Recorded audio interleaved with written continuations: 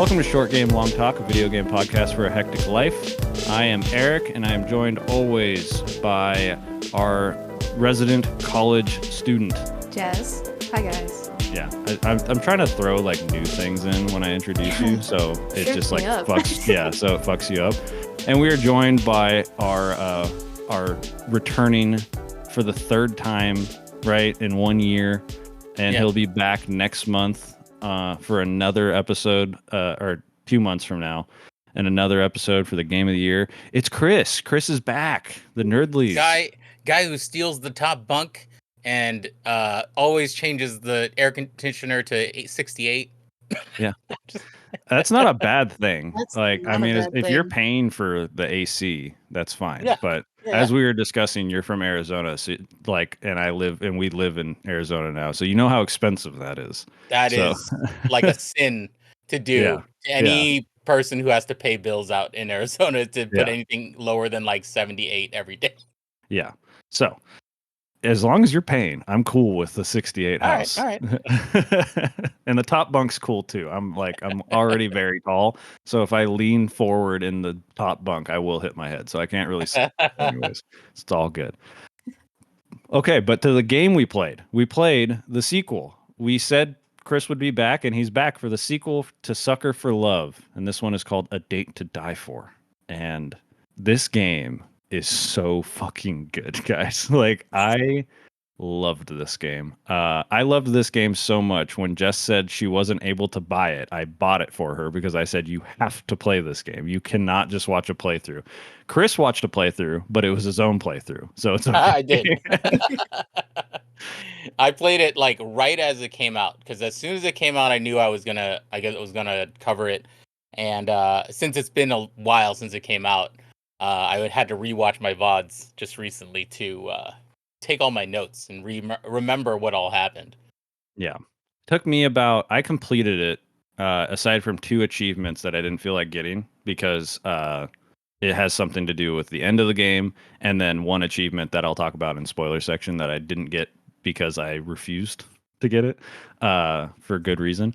But I did everything, and it took like 4.5 hours. It was a quick 100%, I feel like. Even with because streaming kind of have to stop and talk to people, it took about 5 hours for me. Mm-hmm. Yeah, that's quick. I'm loading up my Steam so I can see exactly how many hours. Because if I guesstimate, I'm going to be completely off. Yeah. I played over the course of 2 days. Right. Chris, when you beat it, did you do like the true ending, I'm assuming? I, surprisingly, as I watched through my VOD, I did true ending for everything before I went back and did the other endings. So I was able to do true ending for every single thing. You crushed it. It's it is worth noting, like, normally when you hear like true ending, these games can be like a pain in the ass to get. It's literally 1 decision per chapter, and they're very, very well telegraphed, to the point of like, I don't know how I missed chapter 1. After that, I got them all. But chapter 1, it was like, I don't know how I missed it. But yeah, it is very well telegraphed, very easy to just go right back and do it. And it's like the way these games should be done. It's like, hide them. And maybe you can make the true endings a little more difficult, like to figure out on your own, to make it a little more challenging, but like make it like 1 thing and then that's it. But Jess, how long did it take you to play? It took me 4.5 hours. Perfect. And I completed it. All achievements. Yeah. Truth ending.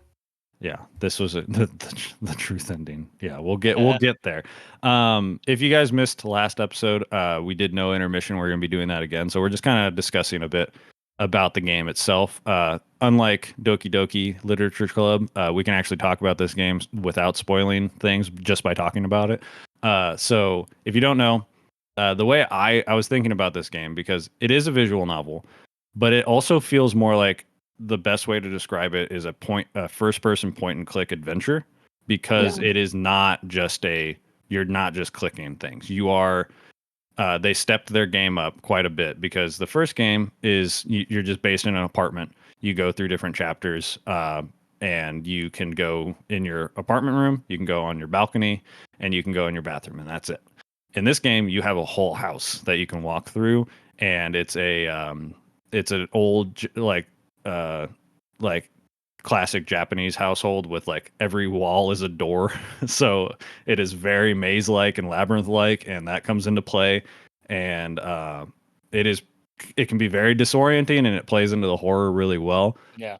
And you're able to like go to different rooms, click on different stuff. The things that you can interact with are very obvious, which is nice. But they definitely upped it up from the first game, and upped it up even more from if you ever played the Prelude, which was the one with just Lynetta. But yeah, what are your guys' like thoughts about this game? Did you enjoy your time? Did you have any frustrations with it that are like non-spoiler heavy? Anything that like stood out to you early on? I had a bug really early on. We'll get to that later. Which I was like looking through the Steam community. I like searched it up, and I only was able to find like one tiny little Reddit thread that was like this bug, and I was like, oh my god. Yeah, you felt not crazy. Yeah, that was my I only. wonder if I got the same one. We'll talk about it. Yeah, I think we all got it weirdly. I don't know if I got the same one as you, Eric. Okay. But what's it called? I really liked it. The like prologue and then going into like the story was really cool. Yeah, give us a little rundown on what the like that first like 15-20 minutes is, because that's the game, right? It sets you up. Can you give us a little rundown on like what the setting is? Because I think it's set in America, is it not? Yeah, which is confusing. Because it's a play on a California town, right? Yeah, Northern California.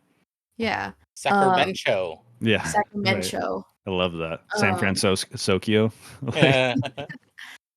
Basically, you're this person.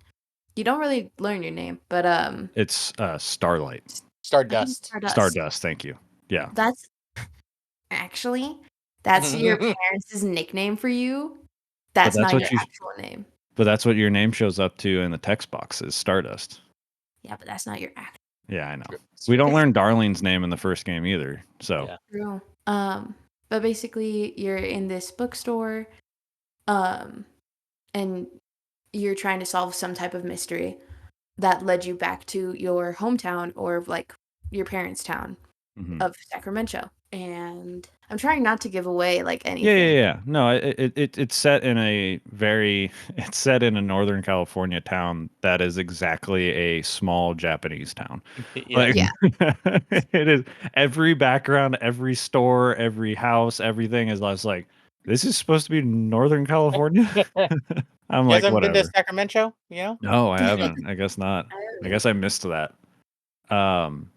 But yeah, it wakes you kind of just start abruptly. Like, yeah, you just wake up in a bookstore and there's a lady talking to you, and you just kind of find your reason for going to your grandparents' house, or I think it's grandparents' house. I think it's like their family house. And then you stumble into an eldritch horror, just like the first game. How did we feel about the of Stardust's design overall? I loved it. I thought it was great. Yeah. My second line period is like, main character is a cutie. Like, she is so well designed. I was like, oh my god, because Darlene's all right. Darlene's fine, but Stardust, very, very good. Stardust is just a much more unique character model too. Yeah, 100%. Like, you could see Darling being like off the shelf anime character, right? Right, just hot dude. Yeah. Well, the other thing is, like, before this game even starts, the chapter select screen is a bunch of old VHS tapes, which is sick. Which was like, I was as a like 90s kid, I was like, this is it, dude. Like, I love that.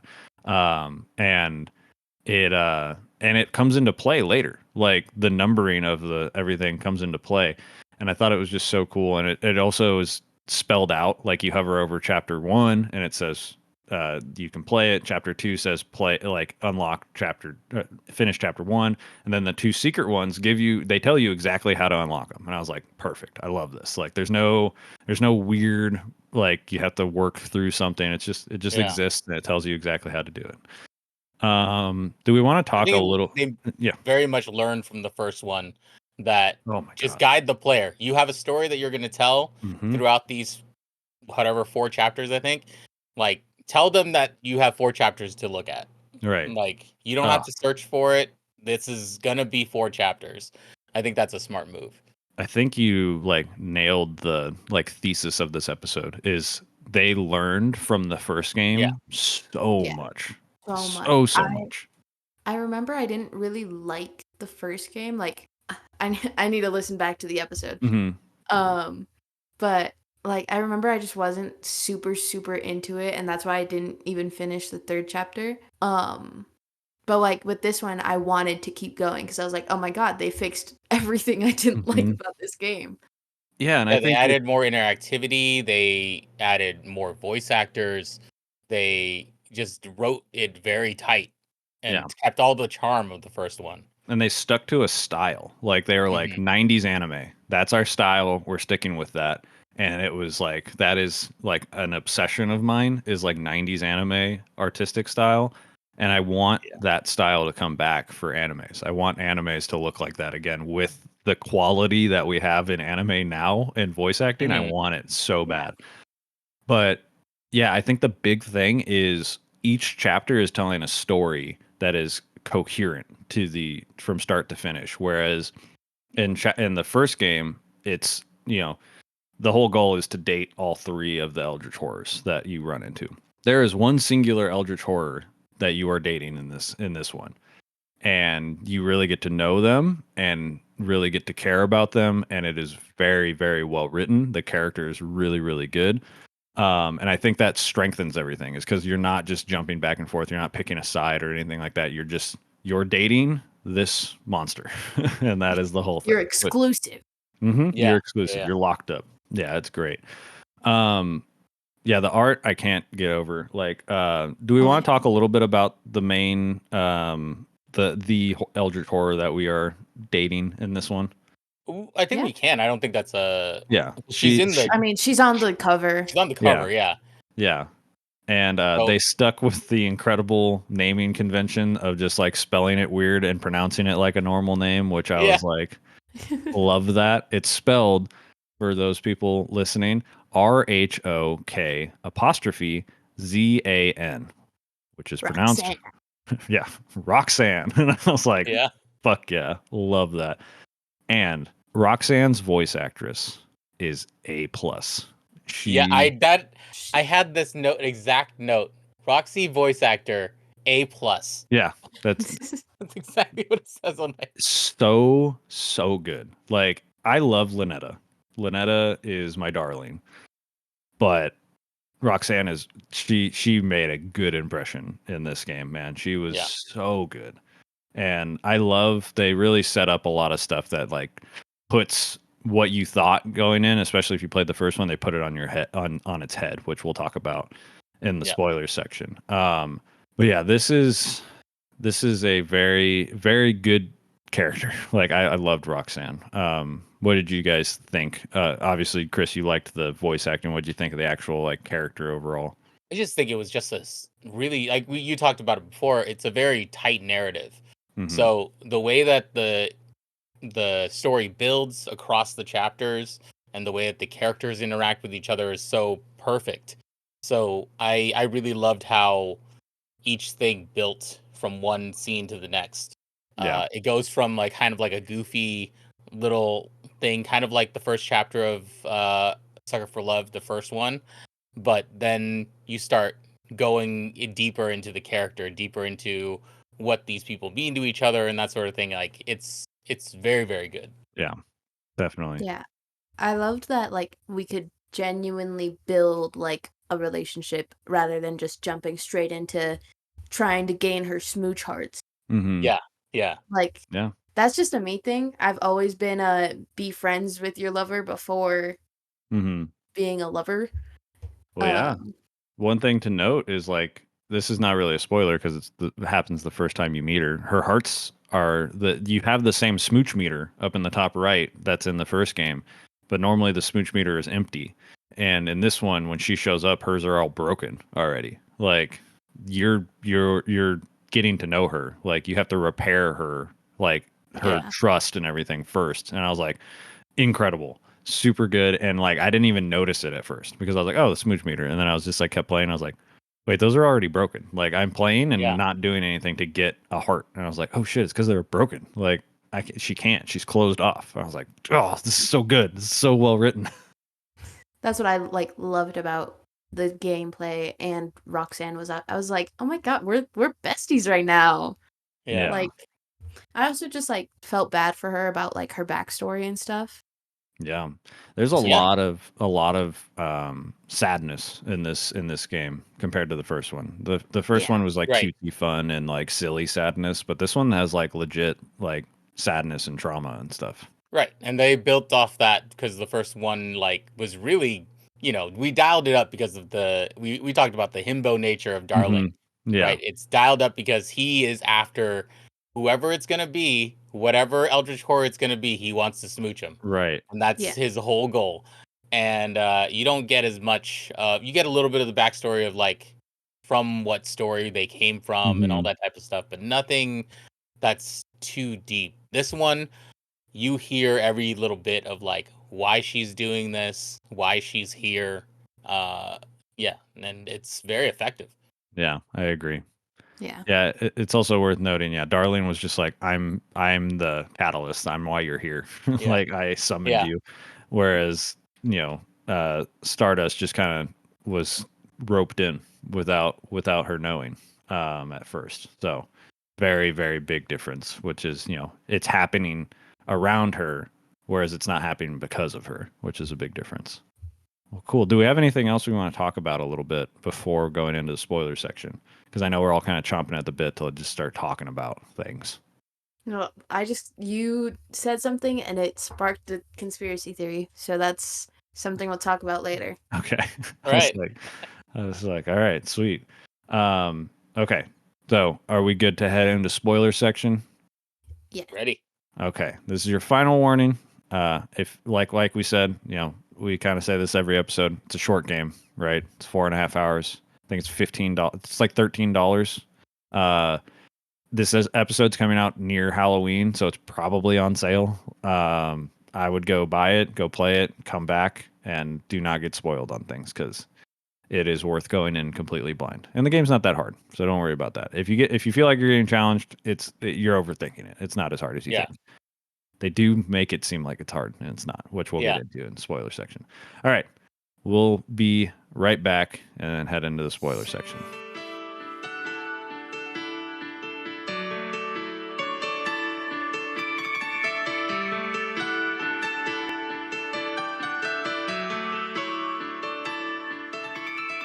We're going into spoilers. We're talking all about Roxanne. We're talking about Billy. We're talking about Nanny. We're talking about Buck. We're talking about the kid. Yeah, we're talking about everybody. And Moo, don't.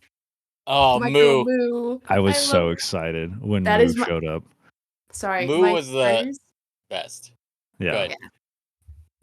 So I'm just gonna jump into the beginning because my first notes are really silly. There's always are. I look forward to them every single episode. So when you wake up it's from one of the scary visions, or no? It's just is it not just Moo being like? Yeah, Moo being weird. Very happy. Well, so yeah, spoilers. Yeah. Right. For way later, you find out that Moo I forget what the subtitle is, but it's the librarian. The librarian, yeah, that's what it is. And it's just like a blonde. I was like, immediately. The design is like, okay, one, there's too much thought put into your design, so clearly you mean something. Yeah, you're just woken up by a strange librarian, which actually might be the subtitle, strange librarian or something like that. I think so. My first notes of this entire game, boobs, bookkeeper boobs. Yeah. Just because they were right there. No, they're right there. Yeah. It's a sight to behold after she wakes you up from a nightmare. Right. Essentially. Right. I mean, yeah, it's calming, right? Everybody feels calm around that. Yeah, it's a good thing. It's a good thing. Yeah, that is really funny. Yeah, one thing so talking about the setup, the letter you get, and the first letter you get is from your parents who have been gone for 3 years, and then it turns into a receipt which I was like, I love that. It's clearly inspired by like Silent Hill, right? It was a thing that brought you back to a town that was completely like fake. And I was like, love that. Love where we're going with this. Because it was a note, a letter that turned into a shopping receipt. And I was like, love that. That's good stuff. That like tickles my like eldritch horror brain. I was like, yes, okay, we're in the right direction. Like I remember during my playthrough and I was watching it back, I was staring at the receipt and I have a screenshot of it because I thought it was hilarious because it was the most ridiculous amount of things. It was like chicken curry, fried chicken, a cheeseburger, a beer. The cheeseburger cost the same as the beer, by the way. Yeah. A water was $2. You got charged whatever place this is. You got charged for ketchup and soy sauce. Yeah. And I was actually pretty livid about getting charged for soy sauce. Sounds like a regular college town meal. Yeah. I thought it was funny. That was my first thing. I was like, are we actually in America? Because I was like, the curry? I was like, nope. The curry and the hamburger at the grocery store? I was like, huh? You don't just buy a burger at the grocery store. Yeah. Yeah, that was so funny. But yeah, that was a great like little thing. And the second character you run into is Nanny, which I don't like her name. It bothered me because I kept in my head reading it as Nani. But it's and I was just like Nani, and then they'd be like Nanny. I was like, no. But she's like a valley girl basically, and I loved, they set it up with like the purple eyes, which is called the Sacramento stare, right? Is what it is. Yeah. And that's kind of their whole, the whole like everyone's going like crazy in that town, basically. And that's kind of the first setup of like something's real wrong with this town. And she's like, everybody's gone. There's no one there, and there's like what's called missing poster lane or something like that, and it's just missing persons lane. Yeah, and it's just all these missing person posters, which is, I wish we would have gotten some art of that. I think that would have been cool. There wasn't ever like we had the background, but it was just a street. There wasn't actually like a whole, like it'd be cool if it was just stacked with missing posters. I think that'd be really cool. I have a note about the street. Okay. Because I've been rewatching My Hero Academia. Sick. And I said that Missing Persons Lane looks like a My Hero alleyway. 100%. And I'm trying to find it so I could like. No, I 100% agree. Because it looks like like a small town, like Japanese town, like a suburb of like a big city in Japan, which those are where a lot of very good animes take place. So, but yeah, I thought that art style for sure. The building art style was very My Hero style, which was cool. Then we lead to the house, which is, and feel free if you find the picture, feel free to interrupt, Jess. It's a really niche, like one shot. I totally what I'm thinking about. Find it though. We get to the house, which is a very traditional Japanese house, which I was just like, where are we? What is happening? But we basically go in, and that's when we get introduced to like the actual game mechanic of running around the house. Which is always so fucked up in horror games, right? Because you're like, it's calm, nothing's trying to kill me. And all you can think of. As soon as you saw the map, it was like, okay, this is going to get complicated pretty quickly near the end of the game. And the door opening mechanic, where you actually have to grab and slide by clicking the mouse and sliding. And I was like, oh, this is fucked. Like, I was incredibly off-put by the door opening mechanic right off the bat. Yes. Yeah. Also, Jess, I agree. That does look like that's lanes for sure. That art is exact. Yeah. Yeah.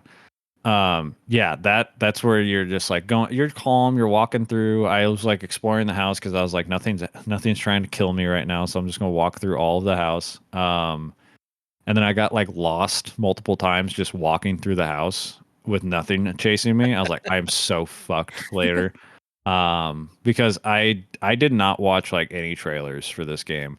The only like quote unquote spoilers ahead of time is the previews that you get for each new chapter, which I love, which we'll talk about when we get through the first chapter. But yeah, I was like, oh fuck, man, this is so confusing. But by the end of it, like most good games, you are You a start knowing machine. where you are. Yeah. Just like the end of Sucker for Love, the first one, where like you are now a machine just fending off eldritch horrors left Yep. and right Left and to right. complete that final thing. Like you do feel that by the end of this game, which is Yeah. very, very cool. I thought it was. It reminded me of. Obviously, you said first person point and click, right? Mhm. It reminded me of At Dead of Night. Have you ever played that game, or do you know about At Dead of Night? That sounds familiar. If anybody out there hasn't played it, it is an incredible horror game. Full motion video, so it's real actors. Um, Great story, disturbing story. Yeah, it First of looks all, super creepy. very can be a triggering story. So please read up on it and stuff like that before you play it. But it has that same mechanic where you're literally just the only thing you use on your keyboard or on your computer to play it is our mouse. You click on where you're gonna go. You click on your actions. You click on whatever. And the way that you move through this house is very similar to how at dead of night you move through the hotel. Gotcha. Yeah, it looks creepy. Like the It's very main antagonist of that game looks awful. It basically looks like Jim Carrey in what was it? A series of unfortunate events. That's what he looks like. Yeah. Awful. Oh. Awful. But yeah, that if it's anything like the mechanics and like obviously this is very light horror, right? There are some scary bits, but this more makes you feel like uncomfortable. There's definitely some gore that caught me off guard a couple times that I was like, oh shit. But for the most part, I was only ever creeped out when I was being quote unquote chased. Thanks to fucking Billy. Billy was the scariest thing in this game by Billy far. I have a note about that when we get to her. Billy was fucked, dude. But love Billy. We'll talk about Billy later. Yeah, that was so. Then we meet Roxanne, who is a. They didn't really describe her size, but she seemed like at least 7 feet tall. No, yeah, she's a tall, She's not. substantial woman. Yeah, she's not like up to the ceiling, but when she sits on the bed, she's like massive. And she is a goat with 4 eyes. Even though the bottom 2 are like mostly closed most of the time. If you look up "Sucker for Love: A Date to Die For," it's the very sensual goat lady on the thumbnail. But she's the god of the Black Forest, which is very interesting. Because apparently she's a very benevolent god. She's not we get to learn that she's been stuck here for ever, basically, and that she doesn't want to be here. She was summoned to like bring everybody together, and her whole thing is she's the god of like fertility and love and lust. Yeah. And all the Black Forest is supposed to expand to the whole planet, and then everyone's connected and everyone's family, and there will be like no strife or struggle or anything like that. Which obviously they don't really get into the side of the side effects, which would obviously be there's a catch because it's an eldritch horror. But in this game, there is no catch. But that's her whole thing. But every time, the reason she comes in, and I put down the notes like, why is her heart's already broken? Is because she's been summoned and like ripped apart and killed multiple times because she can't die as long as the Black Forest exists. And so she just keeps coming back. But which is they describe immortality in this so well, where she will not die permanently, but she will like feel the pain of her death for eternity. And I was like, oh shit, that's dark. Yeah, because I was like, dang, yeah, you never think about that. Because like, there's always the different interpretations of immortality where it's like, yeah, you can live forever, but you can be killed, or you're invincible and you can't die, right? And then, but you age. There's always those side effects. And then there's the vampires where it's just like you're perfect forever as long as you stay out of the sun, right? There's always some kind of catch, but I've never really thought about this. It's come up a couple times when I used to play D&D. I brought up, I was like, do you think when you get stabbed in the chest with a giant axe and you drink a health potion, do you think it still hurts? Like your wound clearly healed up. Your HP is at max. You're not. But like you just got a giant axe to the chest, right? Like you did take like 45 points of damage, which is like half your health. And this is kind of like that, where it's like you are still feeling that forever, like Yeah. until the next time you come back. I know so this that really is took a me dumb aback. comparison, but like it's like the first X-Men when the Rogue asked Wolverine, Mm-hmm. the first X-Men movie, when Rogue asked Wolverine, like, does it hurt about his claws? And he's like, Yeah. every time. Every time. Like every time it hurts. He heals, Yeah. but it's piercing out of his skin. Yeah. Yeah. You never really get used to it, right? Like it hurts every time. So yeah, that was the whole like why she has a broken hearts and why she doesn't trust humans, and she's like afraid of you at first. She's like asking, what do you want from her? And your character's like, I don't know. Like I had no idea. And that's where I thought like this was such a genius move to do in this second game, to put a character in, the player character, to be an asexual person mm-hmm. that doesn't really want to be there but is empathetic to like the strife of like the Eldritch God. But it's not like she was trying to get there to be with an Eldritch God, or they were trying to do that. It was just that they're placed in this position. Now they're empathetic towards the situation, but they're not like, to place an asexual person in front of the goddess of fertility and lust Mm-hmm. is such an incredible dynamic to play with. Yep. For And a like game. Who's clearly a good person, right? That's Yeah. the crux of it. The Stardust is just like a caring, loving person. Yeah. Jess, you looked like you were going to say something. Okay. If I did, I have no clue what I was going to say. Okay. Yeah. So this, I can talk about that achievement I refused to get. The achievement I refused to get out of just a joke, basically, was because I was like, if it was the last achievement, if I had stumbled through and I only needed one achievement, I would have gone back and get it. But they introduce a spray bottle into the game, and it's basically like a developer's note that comes in and says that you can use this to spray anyone when it comes up, to help with some people who don't feel like being hit on by older women / eldritch horrors. And I was like, who is this person? I will say I did use it. Oh, I used it in the part that I think it's in chapter 2 actually. Yeah. No, I used it for sure. Yeah. I used it, but I didn't use it on Roxanne ever. That's okay. That's an achievement for using it on everyone that you can use it on. And I was like, I refuse. Roxanne is too good. I used it on everybody. I used it on everybody. Yeah, I probably will. I'll tell you what. In chapter 2, we'll get to it, but we'll talk about it in chapter 2. Yeah, I think I know exactly what you're talking about. I did the same thing. You use it on Nanny right away, which is very funny, which is good. But yeah, the spray bottle, very funny. I hope whenever they make a third one of these games that there is a new funny thing to interact with characters, because I think that's just a fun little mechanic. But basically, yeah, this is, speaking of Nanny, the next step is that somebody's in the house and they're like, we don't know where they are. But Stardust is like, well, it's okay. I'll go through the house. Let me grab my bass. And I was like, grab my guitar. Yeah. I was like, no way. One of my favorite quotes came from after you go on the adventure and encounter Nanny. Mm-hmm. So basically, just to cover the adventure part, you go around downstairs to collect some things, and then you go back. You just have to get like 3 things for a ritual, which is basically the only reason you ever for future reference. The only reason we ever leave that room is to get stuff for a ritual. That's it. Rituals. Yeah. But so then you go back up and you're like, oh hey Roxanne, like I got the stuff for the ritual, and then that's when you hear someone like breaking in, and you're like, don't worry Roxanne, I'll go check it out. And you grab your bass guitar.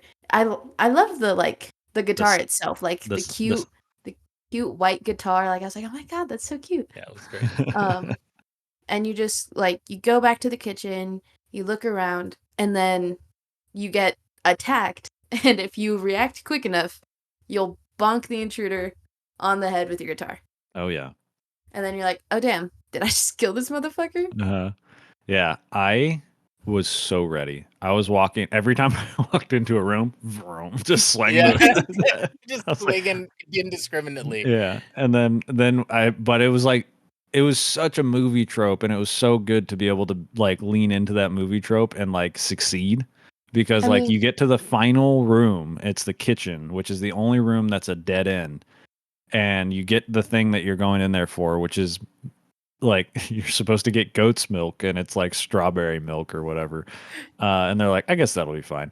Uh, and they, speaking of which, the book this time around is so fucking funny, dude. They um, they talk about a ritual, and it's like use bodily fluids, right? And then it's highlighted and it it's says blood. Use blood.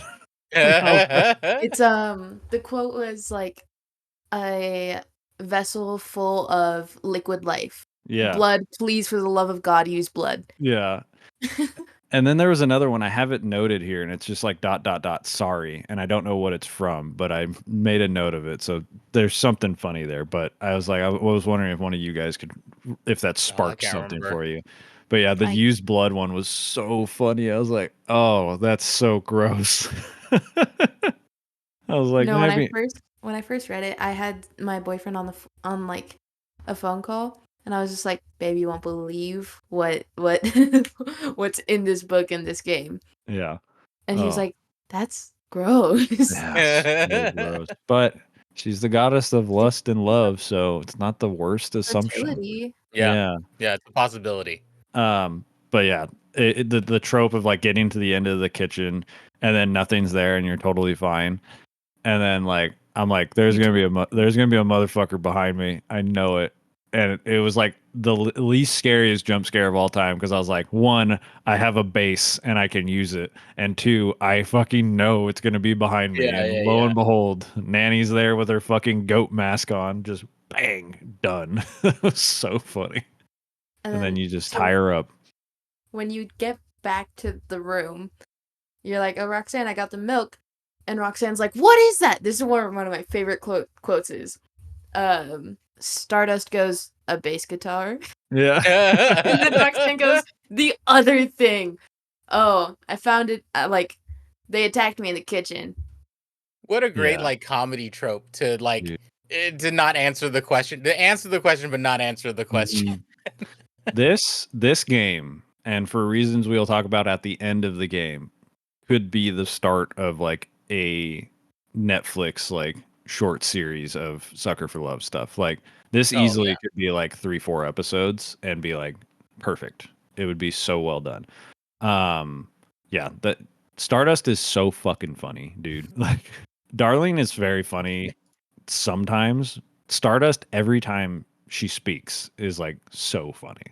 Um The one that the I think of when you're talking about this is I wrote this one down, which is this was my favorite one because there's a ritual where you have to conjure a partner or something like that, Spawn right. partner.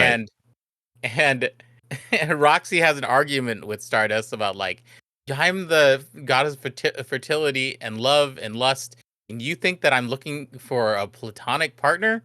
What other thing you could it possibly mean? And Stardust is like, I don't know, cowboys. Yeah, yeah.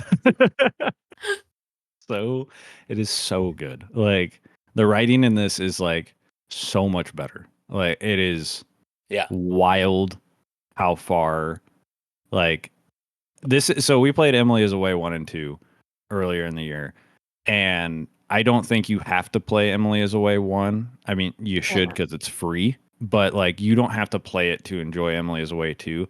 You have to play the first Sucker for Love to see how much fucking better this game is. Like yeah, they I think learned so. so much in like, and I think it's been like 7 years or something like that. Like the first game's been out for a while. At least the Prelude has. Yeah, the Um, Prelude, that demo's been out for a while. Let me see. I want to see exactly. So the first date came out in 2022. I guess man, time is weird since COVID. I swear to God. It really is, Um, yeah. I thought it came out a long time ago, but yeah. So that's I mean that's a pretty good click. Like if they come out with one of these every 2 years, they're gonna have a lot of fucking money on their hands. Like these Yeah. are good games, and like this is one where I feel like it is like one of the best visual novels I have played. Like because it has the right amount of interactivity, stellar writing. Like there is not like I completed this game aside from those 2 achievements, but I never like got tired. I was never exhausted. And normally when I'm playing a visual novel, even ones I love, when I'm getting to the point where I'm like I have to get all the endings and stuff, I am exhausted. Like by the end of like clicking through stuff, I am like even something as perfect as like or as good as Doki Doki is, right? Once you get to the second playthrough, you're kind of tired because like emotionally you're tired because of the twist.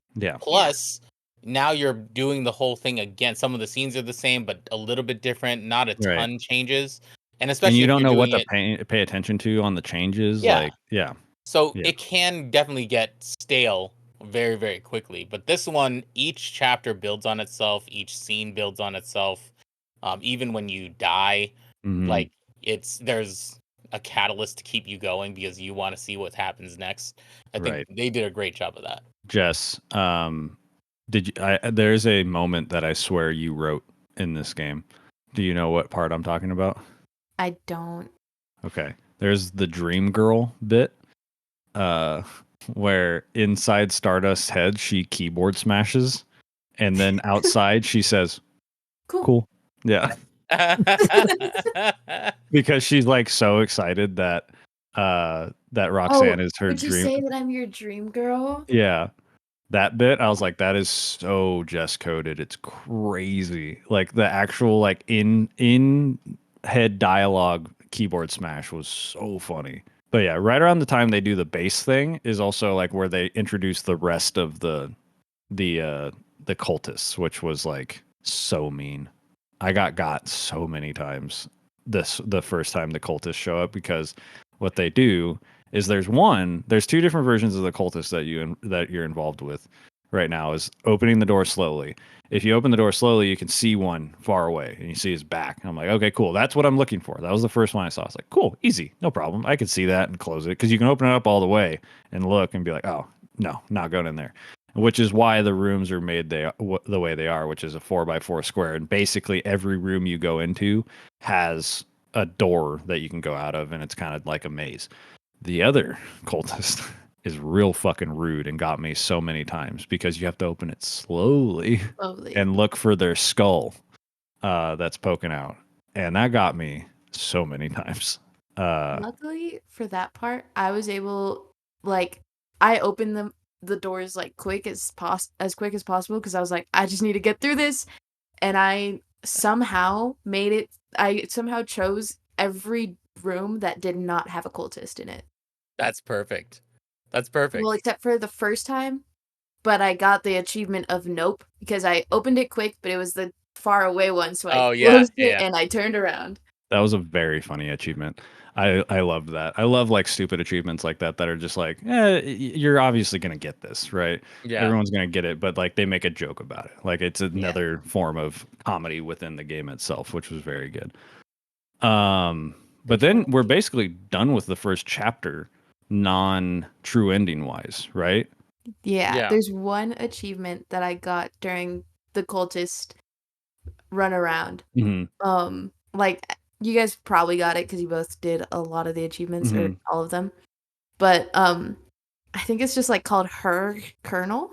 Or Iron I don't think Cog. I actually didn't get that one. Basically, while you're doing this runaround, if you go into the room next to the kitchen, where it's just like the storage room, there's this cardboard box.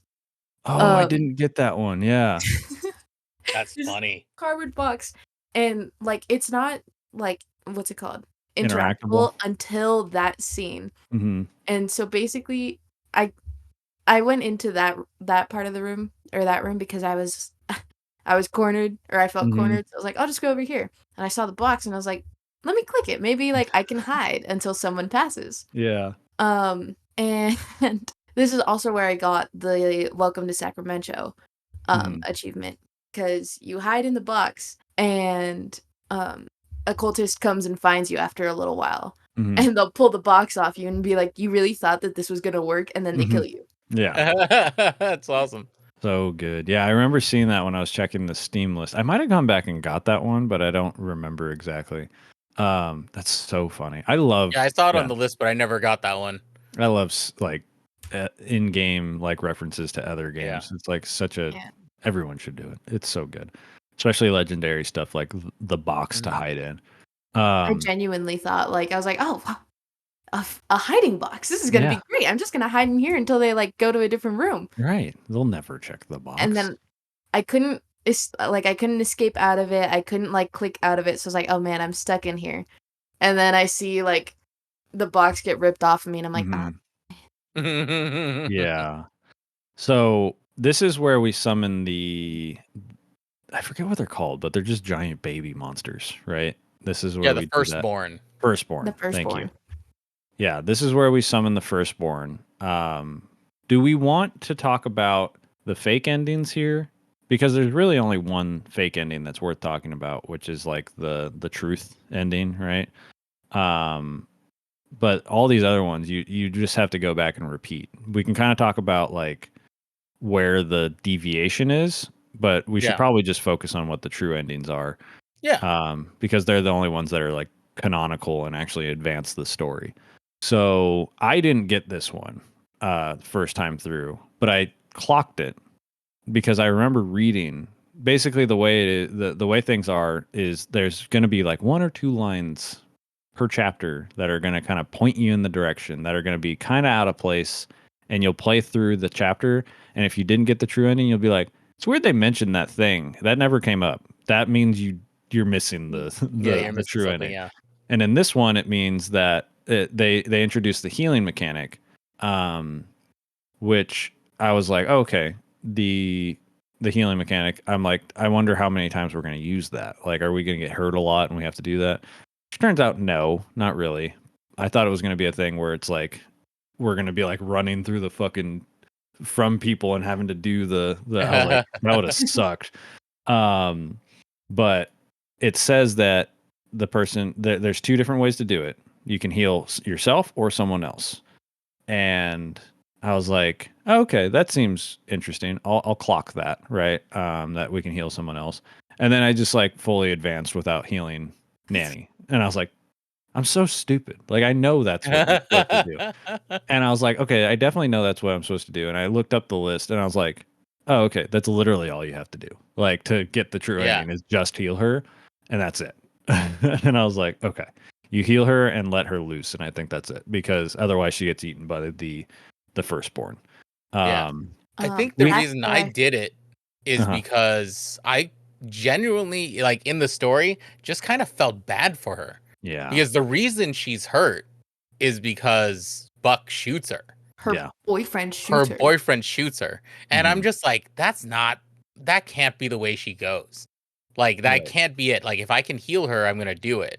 That's the only reason I did it, because I was like, I just feel bad for her. Yeah. And then, obviously, as you go through the true ending and learn more about Nanny, it's like, yeah, I feel bad that she got, like, a bad, like, draw of a terrible boyfriend of this. Jess, you were going to say something, but we haven't even talked about Buck, like, the main antagonist of this game. But, Jess, what were you going to say?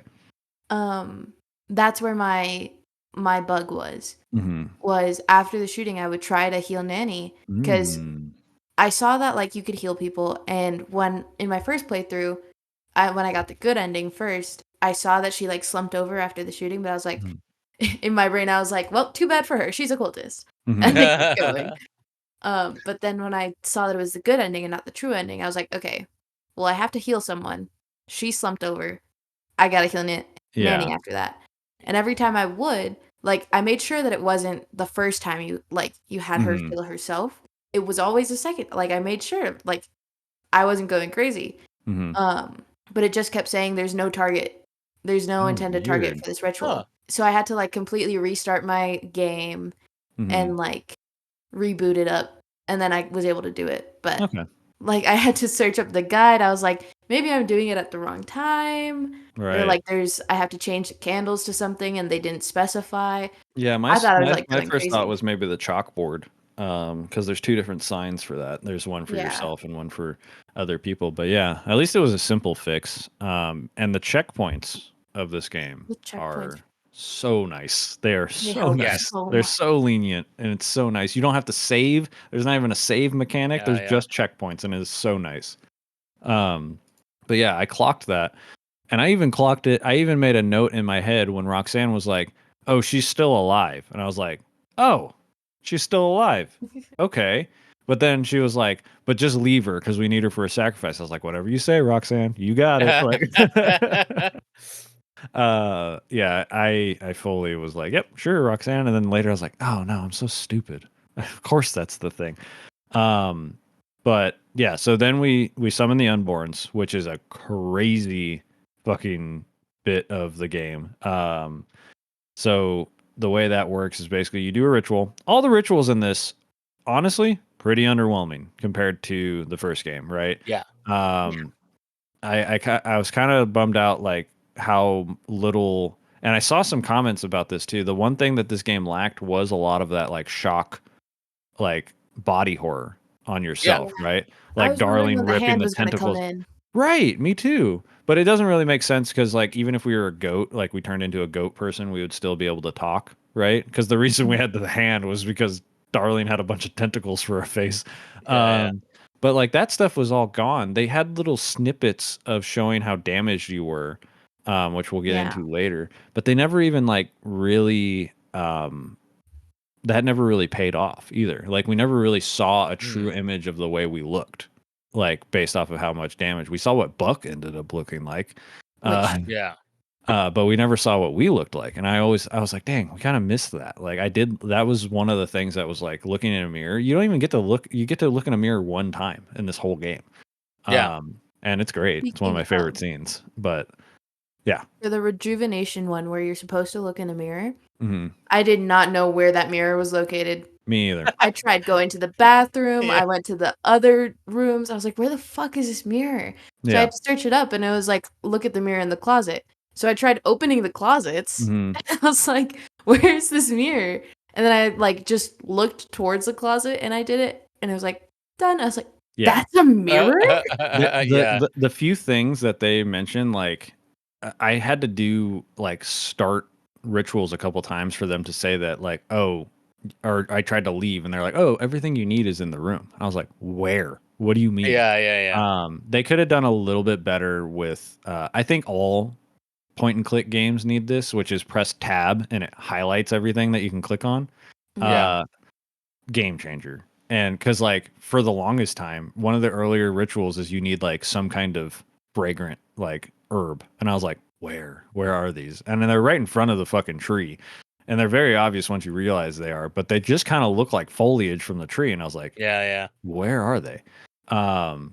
But yeah, I totally get that. Like the mirror is just background. It's not even like it doesn't look like it's interactable at all. But that's like one minor complaint. Yeah. It's nothing too crazy. But the unborn, you do the ritual, and basically what you're doing is summoning the firstborn. Sorry, you're summoning the firstborn to kill all of the cultists in the house to get a giant bag of blood. But you can't have it kill you. Because we didn't talk about Buck. I got sidetracked again. Buck is the leader of these fucking cultists, and basically he was the first person that summoned Roxanne, and he got the gift of immortality, and now he's pissed off about being immortal. That's basically it, which we will get into later in the chapters when it makes more sense. But at this point, he's just trying to fucking kill us. Did either of you open the door when he showed up? Just so I could like say that I 100%ed it. I Mhm. did. I don't think I did. I did. I thought I was like, maybe something will save me, and then you just die. I was like, all right, cool. I also loved every time you die in this game, every time you fail, it does show briefly the missing person lane, because that your poster goes up, and I was like, oh, that's cool. I like that. But yeah, Buck is a leader of the crew basically, and the Thousand. The Thousand. The Yeah, Thousand. Great name. And so he wants the Black Forest to be alive. He wants to torture Roxanne because he feels like he got cursed to be immortal. And basically, like, yeah, he's trying to kill you, and you end up like making a plan with Roxanne to burn down the Black Forest. That's the goal. That is if you kill the Black Forest, then the thought is that Roxanne can be gone, right? And if you destroy the book in the process, the book with all the rituals in it, then Roxanne will be free. So there's a crawl space underneath, which is the heart of the Black Forest, and it is gross. I was not expecting it to be like 3 actual hearts. Yeah. So you do the firstborn thing, and then you have to run through the house. There's no cultists at this point, right? It's just the firstborns that you have to look out for. Yeah. Those things, I don't like those things. They're creepy. They have a terrible sound. It is awful. Yeah. And the mechanic of like you open a door and then they start coming, awful. You have to like slam the door and get back. And then you make it there, and then I love a mechanic where it's just you're waiting in a horror game, and it's like you have to, because one of the things that they did really well in this game is the way that the book is written, because it's like you have to read it now because you will not have a time to read it later. So you have to memorize what you're going to do. And this one was basically like light the candles, stare at them until they go out, and then get back to the room immediately, like as quickly as possible. And so you're like at the lowest possible point of the house, and then you have to get back to the room. Yeah. Really well done. I'm trying to remember, once we get this part done, I'm trying to remember where we go next, if you guys could help out with that. Let me check. I think there's 2 ways. As obviously, if you after you get back, I think you're trying to figure out how to burn the book or something like that, or have the whole house burned down and make sure that the book's burned. Right. So either Nanny helps you by staying with the book to make sure that it burns in the house and you get to leave, or you stay in the house and let it burn with you or whatever, and then Buck comes to find you. Yeah.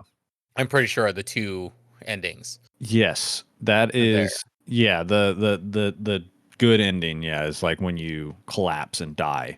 But the true ending, which is with Nanny, she like gives you her outfit, and so that you can leave because cultists are outside. Yeah. And when the cultists approach you and are like, Nanny, you came back. Is that really you? And you're like, totally. And they're like, it is her. God, yeah, that the writing is just so funny. I don't think we mentioned it, but Nanny's design is very Sailor Moon, like Sailor Moon / Cher from Clueless coded. Yeah.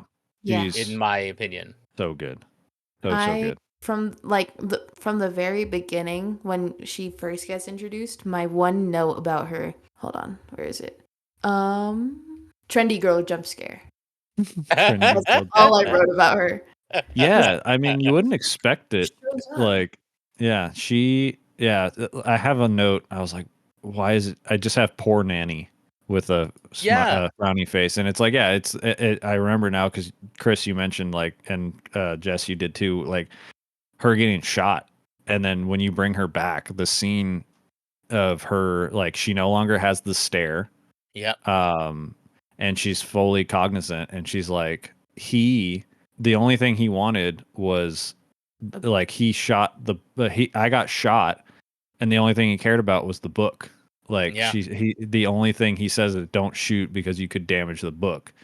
And yeah, she's it's so sad. Like, it's so hard to hear. Like, oh man, I don't know if you guys like noticed it. I noticed it. Buck wasn't calling her like Nanny or like my girlfriend. He just kept saying the girl. Right. Yeah.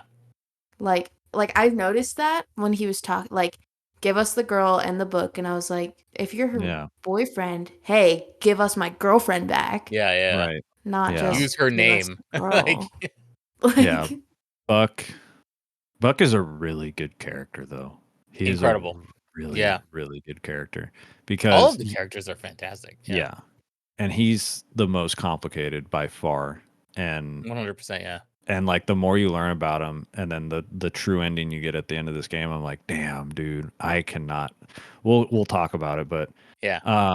But yeah, so you get through, and then I think you die anyways, right? Like you get killed somehow.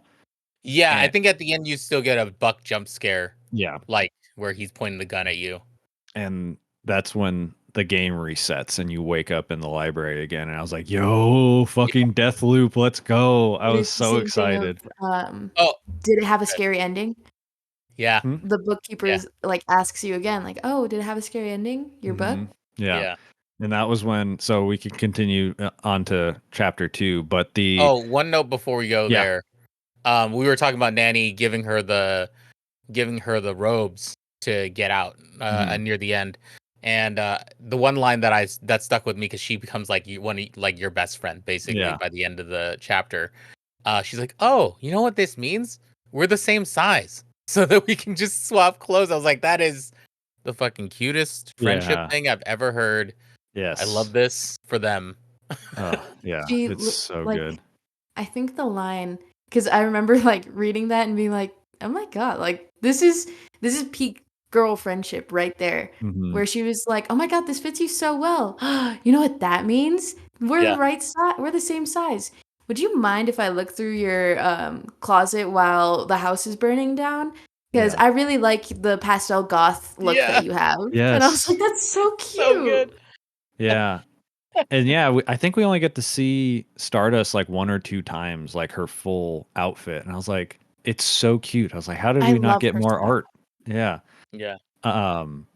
Yes. So yeah, their relationship, like multiple times throughout this game, Nanny is like, she's like, in any other situation we would have been best friends. And I was like, damn, that's awesome. But yeah, then we get hit with the fucking next time on Sucker for Love, which I was like, fuck yes. It's like a full on VHS preview for the next episode. And I was like, get out of here. And it's narrated by fucking Billy. It's narrated by your next antagonist for the chapter. And I was like, this is so sick. Everything was so good. But yeah, then we wake up with the librarian again. And I was like, all right, it was very funny. It was Whiplash. It was like, okay, this person's definitely a god. And then they're like, oh, my name's Mew. I was like, it's fucking Mew. Like, it's the fucking person who writes all these books. And I was so excited. And I was like, okay, that makes me really excited because this is the first like link to the first game. And I was like, okay, where are we going with that? And then so this is, I don't remember a lot of chapter 2 because what happened was I was like, she's Mew. Then my next note is big woman, which was Billy. My note was Billy, all caps, Billy large girl. That's what I wrote down. Mine is, I want this group to be my, wait, hold on, where is it? I remember writing this. Yeah. I want this group to be my bodyguards, specifically big one. Yes, Billy. And guys, the pose. So she challenges you. She has a code of honor and she challenges you. And what she does is this is where they kind of show like you're really fucked up. But you can't see it. Very Eldritch horror stuff. Like your body is like disintegrating basically and you can't see it. You seem perfectly fine. Apparently your left arm is like shattered. It's broken. But you can't see that. And what Billy does to make it a fair fight is break her own fucking arm. Right in fucking front of you. Which is crazy. But guys, the pose she does, do you know what that's a reference to? I don't. So she has the baseball bat over her shoulder and her left arm dangling. She is literally Artorias from Dark Souls. Like she has awesome. It's literally the exact same pose, and I can throw it in the chat because I did do that. I did. I was like, I literally have Artorias pose.png. Like, I was like, no fucking way that they copied it down to the left arm being broken. And I was like, oh my God. Incredible. And because it's so obvious, is like if you play Dark Souls, Artorias is like one of the like lore heavy characters, and like he has a broken left arm, and she did that, and then she like leaned forward, and I was like, get the fuck out of here. They did a Dark Souls Artorias reference in this horny visual novel. I was like, let's go. Actually, this isn't even that horny compared. I feel like the first one was comparatively to the first one, it's not. Yeah, this is more narrative heavy.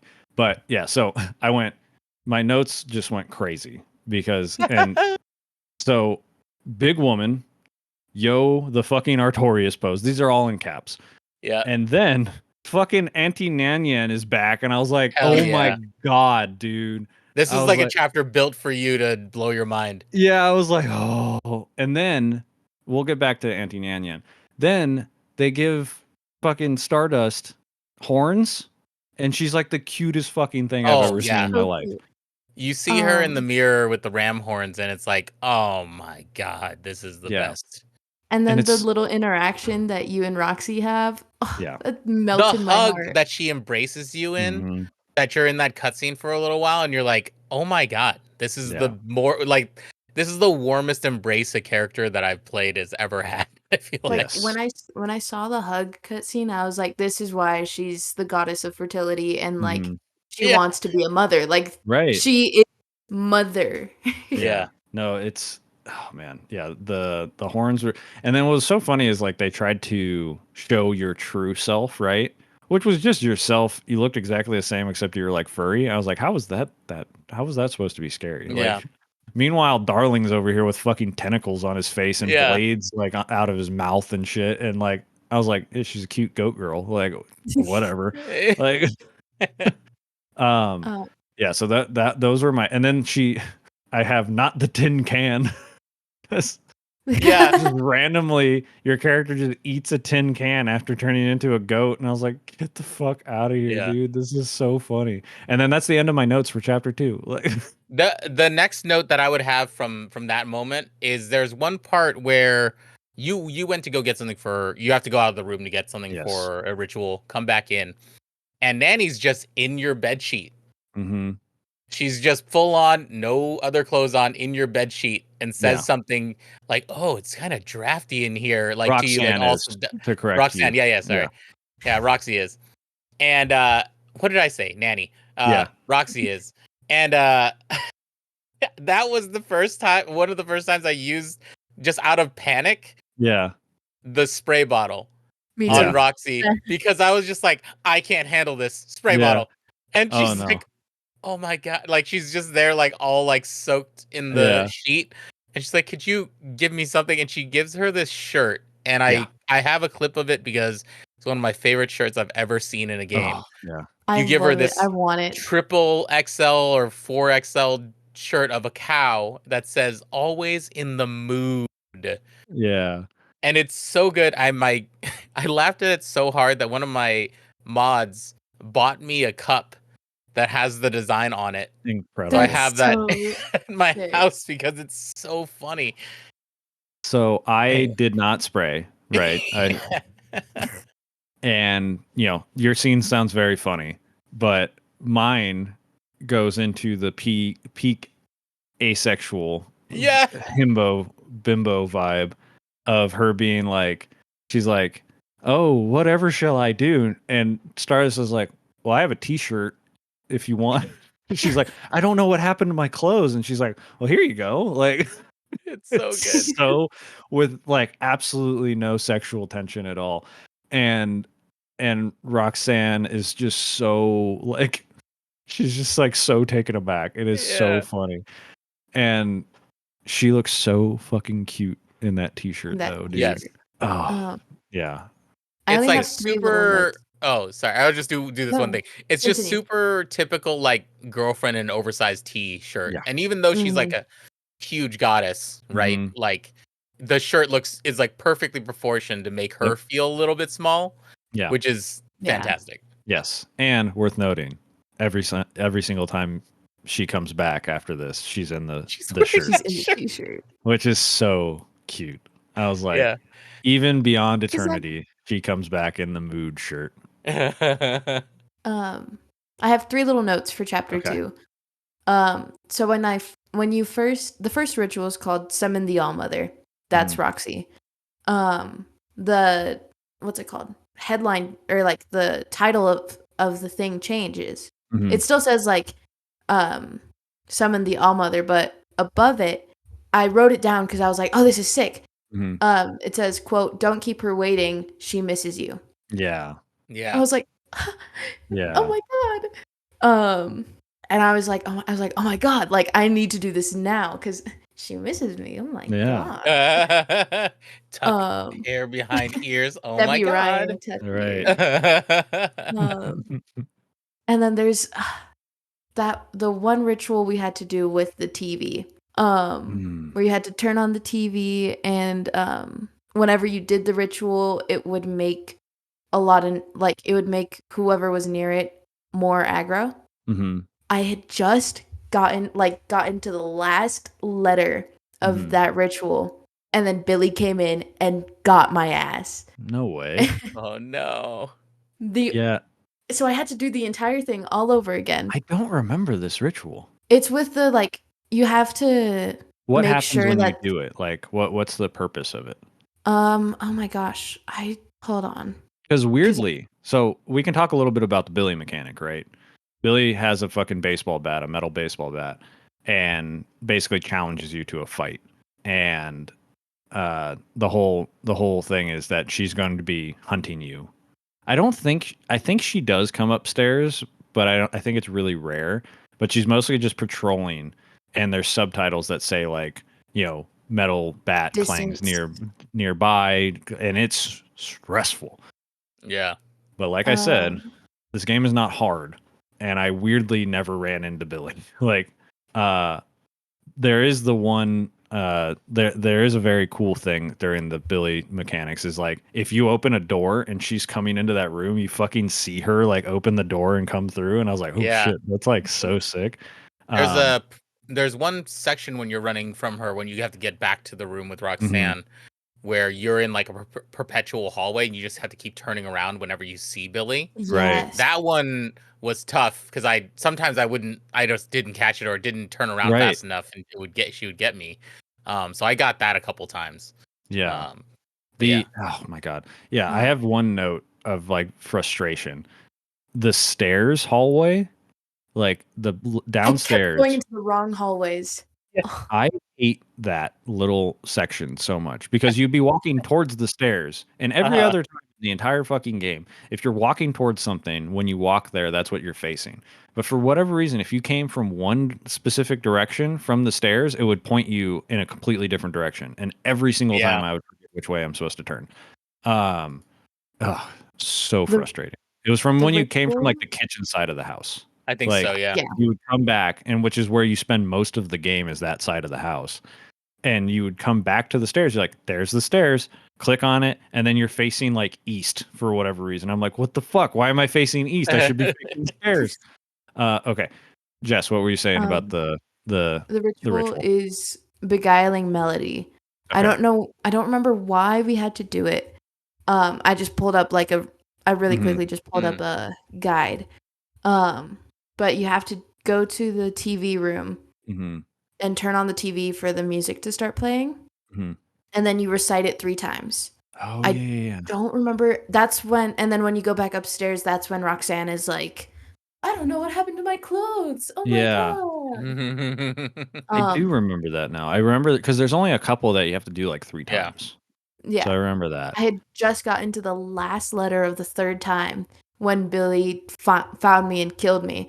And the only note I have is, fuck you, Billy. I just got that ritual done. Because you had to go through and do it all over again. Yes. But let's circle back real quick to the big cat in the room. Because we did not talk about the return of Auntie Nyan Nyan, who is looking real jacked in this one. Yeah. She wanted to make sure that Billy wasn't the only big woman. It's prime Auntie Nyan Nyan for sure. Because if you remember in the first one, she says she has like 300 different forms, and at least 2 of them are 10 feet tall cat women. So we've seen like 2 of them. because she's definitely not this jacked in the first game, but she shows up and she is so like she's so sassy. I sprayed the fuck out of her though. I was like, absolutely, I'm spraying you. She got so mad and it was so funny. But the the like conversation you have with her is basically like she's watching over her niece, which is Roxanne, and she's not going to help her. She's just teaching her a lesson to not trust humans because Roxanne trusts humans too much. And she basically just shows up, shit talks both of you, and then says, "I'm going to keep track of how many times you've died," and then scratches in the post. So now we're fighting. We fight Billy. We succeed on beating Billy. But this was where I knew. So this is the bug I got. I knew that, and it might not be a bug. It might have been I did something out of order because I didn't, at this point, I had not gone back and gotten the true ending from chapter 1. I was like, oh, obviously, because basically they're like, how am I going to beat Billy? If only I had more experience to draw from. I'm like, well, obviously I'm going to go back to the markings, and it's going to be there's going to be a bunch of marks. And the tally of my experience. Yeah, right. So I go back there and I'm like, cool, I'm going to go right back there. And there was nothing there. There was just the one still. And I was like, oh, that's weird. So I just finished the chapter normally. And then I looked it up and I was like, I was right. I had the right instinct. But I guess maybe because I didn't have the true ending of chapter 1 that I didn't get to do it in chapter 2. But yeah, that's basically how you get the true ending for chapter 2 is you're just going to beat Billy. And the way you beat Billy is to convince her that you're more powerful than she is. And the reason you do that is because it shows how smart Stardust is, because she realizes like the reason Billy is most like in charge of or is listening to Buck is because Buck is immortal, and no matter what she does, she could never actually beat him. And so you have to convince her that there's no way that you can actually beat her, that she can beat you, which is by I'll just keep coming back, right? Yeah. Look at all the times that I've died and I keep coming back and I'm still here. And Which, then, sorry, a big plot point about Billy that I was like, God damn. When she takes off her mask, she doesn't have the stare. No, yeah. She's just like, oh, I'm just in the cult because he's strong as fuck, and you know, I follow. Yeah. If you can't bench 450, then I don't want to. He I don't want to literally, hear from you. In a normal anime, right? In a normal anime, I'd be like, yeah, this character's dope as fuck. But in this world where it's like she just joined this cult to kill people, I was like, yeah, basically, she's a little fucked up, Billy. A little unhinged. If this was like medieval times, I'd be like, sure, whatever. But I was like, this is modern-ish, enough to where joining a cult to kill people and you're not brainwashed. Little psychotic, but I'm not gonna tell you that because you're scary. Like, but I do love that Billy's like, I will like, I forget exactly what she does for her true ending, but she basically helps you. I forget how she helps you. Do you guys remember? You get to the end where Buck is basically chasing you out of the house as it's burning down. And for some reason, Billy either got hurt by Buck at some point, but she got shot. She gets shot. Yeah. And then by the end, he has you by the front door at the end of the gun, and Billy knocks him on the back of the head so that you can get out. Yeah. Because I have a note that just says Billy's the best. Like, she's sick. Yeah, she's fantastic. Yeah. So yeah, worth noting, the ending is exactly the same. Where you're gonna burn down everything, except this time you get to speed up the process. You don't have to gather the materials again. It's just ready to go. And yeah, you get out and you get the true ending, which we didn't talk about it. Nanny's true art, like her true ending art, is magnificent. Like, yes, Billy's is pretty good too, but Nanny's is like so good. I just love the 90s aesthetic. It just looks really, really good. It also helps I played a fuck ton of Tokimeki Memorial this year, which is like the granddaddy of all dating sims, which is it's from 1997, so it's just all 90s anime. And I was like, this is great. I love this. But yeah, so then we go from chapter 1 to chapter 2. And then the third chapter that we get to play is chapter 999, which I was like, I'm sure they'll explain this. That's a bit weird. But I had a very immediate thought when we were doing the next time. When they did the next time on episode 999, I was like, we just got Mew. We just got Auntie Nyan Nyan. This lanky boy sure seems fucking dumb. If this is Darling, I'm going to lose my mind. Because he sure seems stupid. He seems pretty stupid, yeah.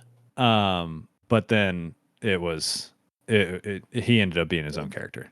But I also had a question. Why the fuck is this character? His name is Captain Kid. I was like, why is he named after an Animal Crossing character? Yeah, I don't know what's going on with that. Yeah. He's literally named after an Animal Crossing character. You know what? To feed into your conspiracy theory before you found out he was Kid, he was also masked with sunglasses right at the beginning, so he could have been Darling for sure. Yeah, but I was like, man, so funny. The conspiracy theory I wrote at the beginning of this episode was, hold on, let me scroll down to it. Yeah. Is Darling Kid? Yeah. Today at 8:04 p.m. I went, is Darling Kid? Yeah, I would have loved that, honestly, because we'll get into it later. But yeah, it could make sense, right? It could make sense. But the other thing, I didn't look it up. I don't think this is true, but the voice actor for Kid sounds exactly like adult Gohan from Dragon Ball. And I was like, I don't think it's him, but I was like, damn, like if they did, that's like a huge fucking pull because like that dude's not cheap, obviously. But another really good voice actor. Like everyone in this is so well voice acted. And I kind of wish that Stardust was voice acted, right? Because we don't really have dialogue choices for the most part. So it wouldn't have been like I think there's a few, but like it wouldn't have been that much more to get a voice actress in there to voice Stardust because everyone else is so good that I'm just like. I do think though the reason you don't is because it is still kind of a visual novel, so you want to insert your own voice, right? For that part, and I think that's just keeping the spirit of it. I do get what you mean though, because this game in particular is much more narrative than the other one, so it'd be nice to like have that episodic like feel with an actor and 100%. stuff like that. But I think it is because it's a visual novel. Yeah. So, do either one of you want to explain what Kid's deal is? Because he's definitely the most complicated antagonist of the four we deal with in these games or in these chapters. You sent me down a rabbit hole trying to find Kid's VA. Chris, you want to take this? Yeah, go ahead. So Kid is essentially like a pop star who has his own sort of following, much like the 1,000, who are obsessed with him. And he is recruited by Buck to take care of Stardust because he has followers that are so obsessed with him that they would kill anyone that he's interested in. So in the beginning, I believe when you first meet him, he kind of like loudly professes that this is the girl that I have eyes for, blah, blah. And then all these cultists are basically going to go after you. Right. And I think the first time when you first get to the house, after you get away from them, you get to the house and there are fangirls at the windows inside the house, which was the creepiest thing. Because I thought obviously when you open those doors, you see somebody, you're like, okay, this is a mechanic that somebody's after me already. Mm-hmm. But there's one girl that's just at the window, just with a knife. Yep. Waiting for you. But you can walk by her at least that first time. Yes. And it's also worth noting the setups each time when we talk with the librarian or we talk with Mew, the setup's different. We still get a letter that's fake, but the first time it's your parents missing, and the second time it's all of your 9 fucking siblings. Which I thought was so funny. I was like, all right, we're just 9 siblings, cool. I forget what it is for. It's not, because I think by this point you remember. Right. By this right point, I think you know you're going to the house. Yeah. So every time you get your memories back, every time you get the book, that's established. So I think you get the book not immediately, because you wake up, the librarian rushes you out, and they're like, "Oh, you forgot your bag," and then that's when you reach into the bag and touch the book, and you're like, "Oh shit." But yeah, kid realizes you are who you're like they're looking for, and then that's when he's like, "Oh, I love you so much. We should get married right away. I will stay in love with you as long as you're alive, and somebody will have to kill you to get me to stop Yeah. loving you." And so the 5 followers that he has is they Well, start trying to kill you. I will also say the first thing that he said, one of the first things he says to you is that he's like, "Oh, I don't know. I'm looking for my girlfriend." Mm-hmm. And then you're like, who, what she look like? And he says something like, hey, she looks like you, or Yeah, something like that. And I'm like, my first literal reaction was like, this fuck boy, yeah, just out 100%. here trying to get on my good side already. So Yeah, funny. it is. He has some funny quips. Yeah, Kid was very sympathetic because like he's a himbo. He's just a Yeah. dumbass, Yeah. and he's being taken advantage of because like his dream was to be a star, and Mhm. he like legitimately came out with a song and it didn't take off, and then Buck said, "If you come here, everyone will become obsessed with you," and that's why he has like all these followers. But yeah, Jess, Yes. you had I it looks found like his you. voice actor. Okay, Um, his name is Chris Zambielis, known for Superhero Clock, Sucker for Love, and The Sales Pitch. okay, so not Gohan, Not who, but not Gohan. he sounds very much like him, which is not a bad gig to. Hmm. There are for these indie games, you got to have people that sound like other people. If Yeah. you like, obviously they can put their own twist on things, but it is cool to have people do these. Just waiting for somebody to pretend to be Chris Sabat for a whole Yeah. Vegeta for a whole game. Hold on. And then yeah, so there's actually I think there's I was gonna say there's 5, but um there's 6 like followers. There's 5 girls and 1 guy. Hmm. Um which they never explain the guy very much. The other ones make sense, but Yeah. there's something that they set up really easily. This one was the most obvious true ending to get by far. I think it's Yeah. like shoved in Yeah. your face if you don't get it. I don't even know what the wrong ending would look like. But early on, like while you're escaping, while the girls are like running, somebody drops something and you step on it and you keep it, and then all of a sudden you have an inventory that has a picture frame, and I was like, oh, interesting. Well, there's the mechanic for this run through. Yeah. But yeah, so the main mechanic is that there's 5. There's 6, but there's 5 people that are hunting you because the 6th one is the one that they introduce you to the mechanic of them being like they're gonna die, right?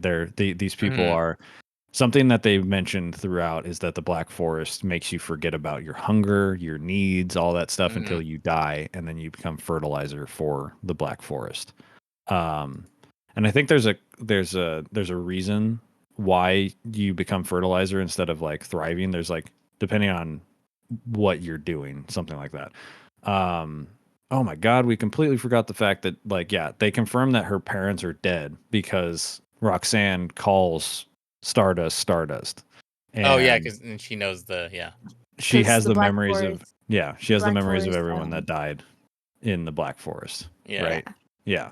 Um, when mhm. when like the person becomes fertilizer, the Black Forest will like take their entire being, their soul, their memories, and like compartmentalize it and put it within itself. Yeah. And itself is Roxanne. Yeah. Yeah. So that's why she knows that your name or your nickname is Stardust. Yeah, and there was another note I wrote down because, like, multiple times throughout the book, it says like you can never meaningfully leave the Black Woods after entering, which is like kind of sets up that time loop, right? Even when we Yeah. die, we keep coming back because we can't leave, right? We can burn it down, we can run away, but we can never actually leave. But yeah, so we get attacked by one of the girls, and she falls on you and accidentally stabs herself. And she like dies almost instantly. And Roxanne's like, she's consoling you, and she's like, she was basically dead already, right? She is running Yeah. on empty. She's been chasing after Kid for this whole time, and anything just kills her. Um, then there's this one non-mechanical only story bit that I was like, what is this? When you have to carve the dead body and like take stuff out, and like Stardust just had like an emotional moment about potentially possibly killing this person, right? And then the next scene, she's just like okay ripping somebody's like sternum open, and I was like, there's That's just quite like quite the jump in the character for sure. I was like, that it was rough, and I loved the imagery, like because it did feel more like it got back to like the shock horror of like Eldritch horror. But I was like, felt really out of character for Stardust, like to do Yeah, that. I was legitimately looking for different ways to do that part. Mm-hmm. Like, could I think of where? Because he even says, because the premise also is that kid has the house surrounded. They've taken all the doors out of the house, so you can't hide technically. Right. They've taken a bunch of stuff that you used to have, like your bass guitar and all that type of stuff. They've taken that out of the house as tools that you can use. So I was like, there's got to be another way to harvest meat from something in this house besides this dead girl. Right. I was just trying to think so hard how to do it, but they make you do it. There's no other way.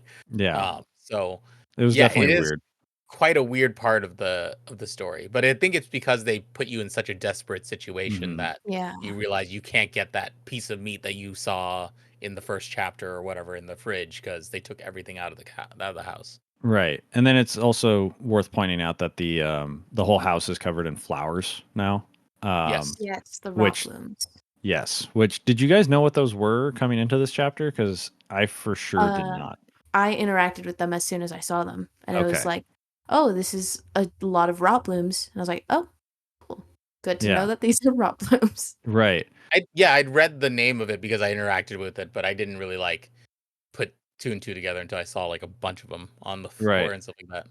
Well, yeah, I didn't, because I do this a lot in games where it's like there's a lot of interactable things that do nothing, right? It's just kind of set dressing. After about halfway through and playing the game, I stopped clicking on things like that because I'm like, I gotta go, man. Like, Yeah. I get it. But so I noticed all these flowers, and I thought it was just an aesthetic choice because like he's a pop idol, right? I was like, oh yeah, cherry blossoms, flowers, whatever. And then you get the quest of getting a heart from a rot bloom. And I was like, what the fuck is that? And I'm like, okay. So then I go into the kitchen, which is where there's only a singular rot bloom. And then I read the thing again, and I was like, wait, every single one of these things in the house is my death. Like every single one of these flowers that's covering every square inch of the floor except for the kitchen, there's only one, is my character dying. And then I was like, that's why it's called chapter 999, is because this is the 999th time that we've been through this fucking loop. And I was like, oh my God. And just all like such a moment, because all in that one moment, everything clicked because I had not clicked on all that other stuff. I was just like, oh shit, just that one interaction of like, this is your past death. And I was like, oh, okay. Oh, that's the same flower that's everywhere. And then I was like, oh, it was such a cool moment. On the topic of like just breezing by interactable things because you're just trying to like get back into the motion of it. There's one thing that I don't know if it's in chapters 1 and 2, but I noticed it in chapter 999. When you enter the house, there's a cobweb like in the doorway. There's a cobweb with a butterfly in it.